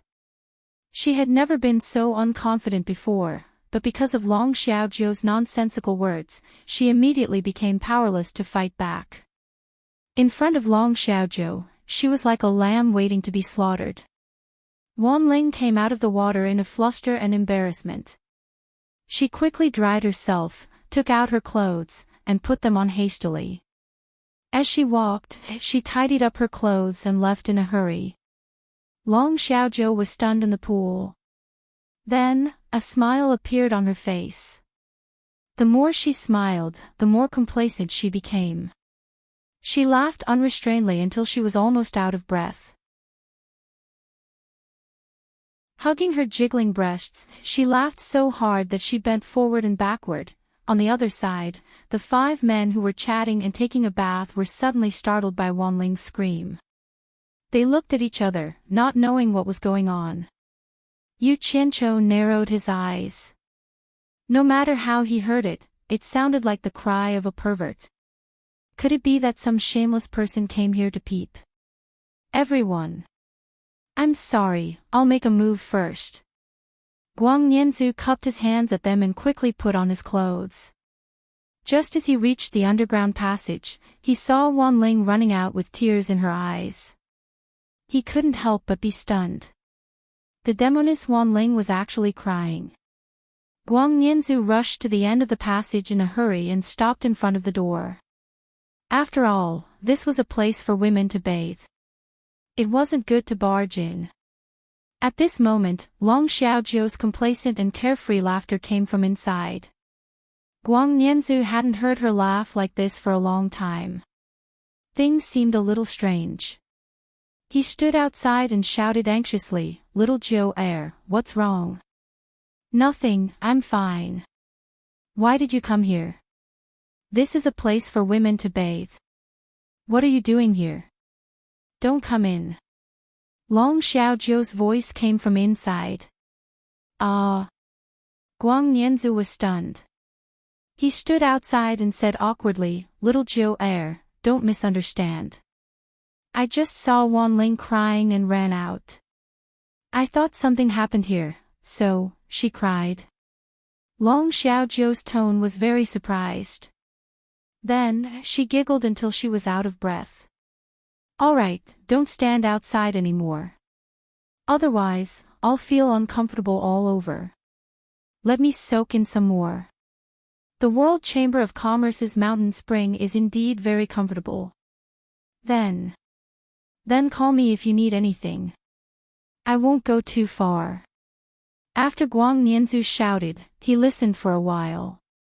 Seeing that the person inside ignored him, he could only sigh and turn to leave.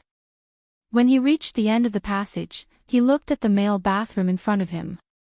He felt that it wasn't appropriate to go back now. He simply stood against the wall and waited quietly. At this moment, Long Xiaozhou was happily soaking in the water. After leisurely and contented in the pool for a while, she suddenly took off her underwear and wandered around in the water naked. She constantly scrutinized her body and found that the places that should be protruding were protruding, the places that should be perky were protruding, and the places that should be thin were thin. This was the first time she was so satisfied with her body. She caressed her curves with an infatuated expression.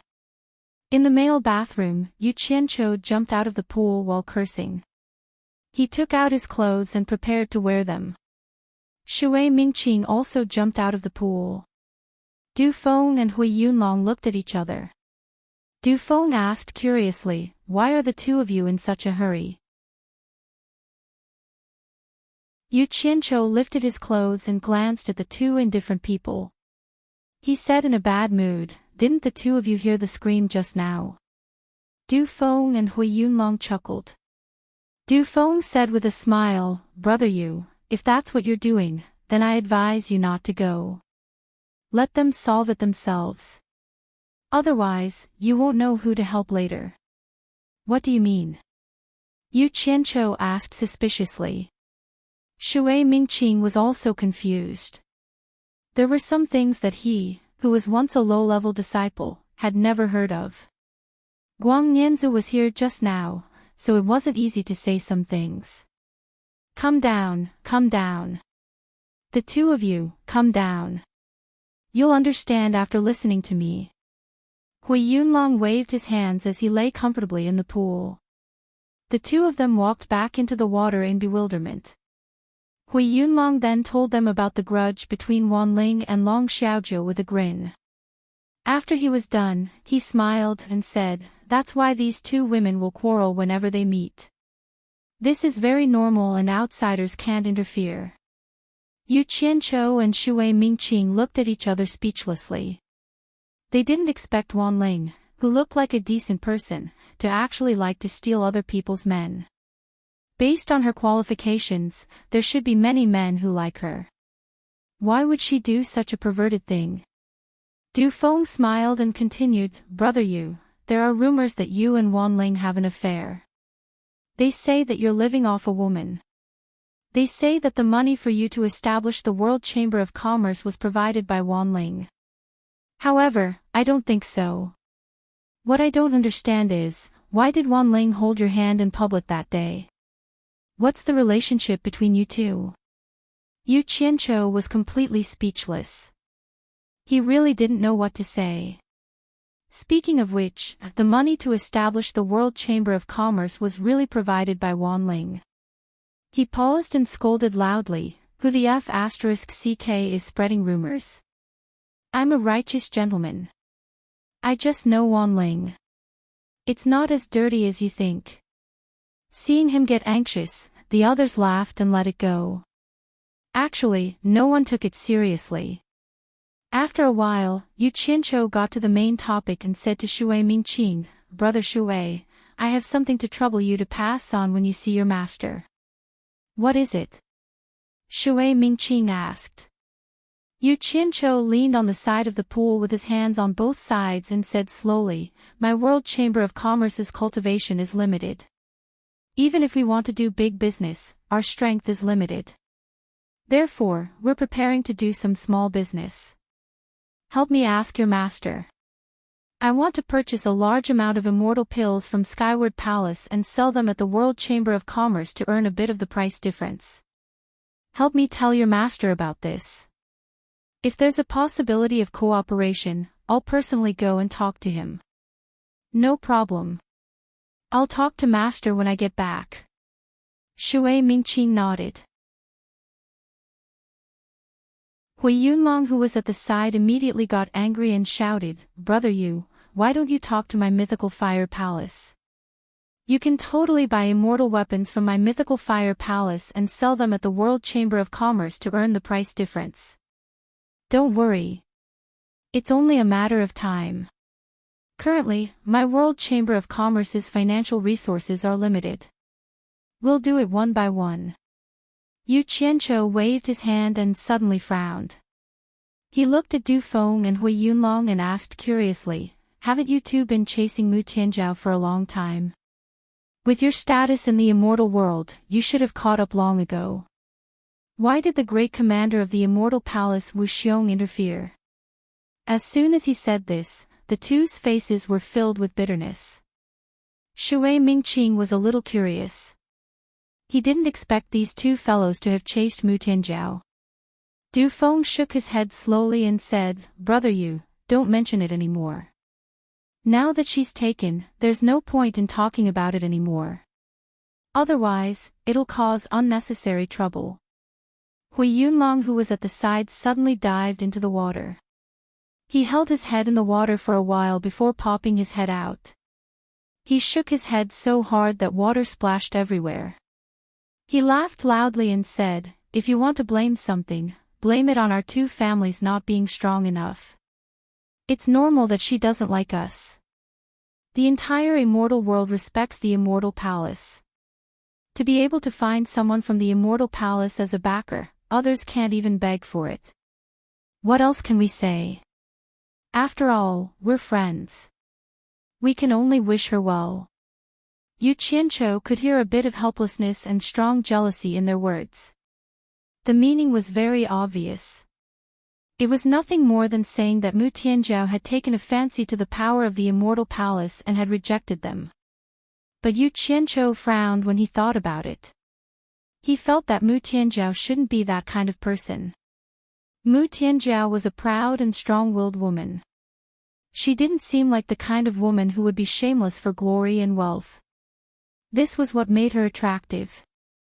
Otherwise, Du Feng and Hui Yunlong wouldn't have taken a fancy to her and she wouldn't have come all the way to the World Chamber of Commerce to bow down and congratulate them. You're tuning in to the LoveLore Library YouTube channel. We're so grateful for your support and don't forget to subscribe to join us on this incredible journey through captivating stories. Your generosity through donations truly makes a world of difference, as it's the primary source of revenue that allows me to expand and enhance this channel for you. Thank you from the bottom of my heart for being a part of this adventure.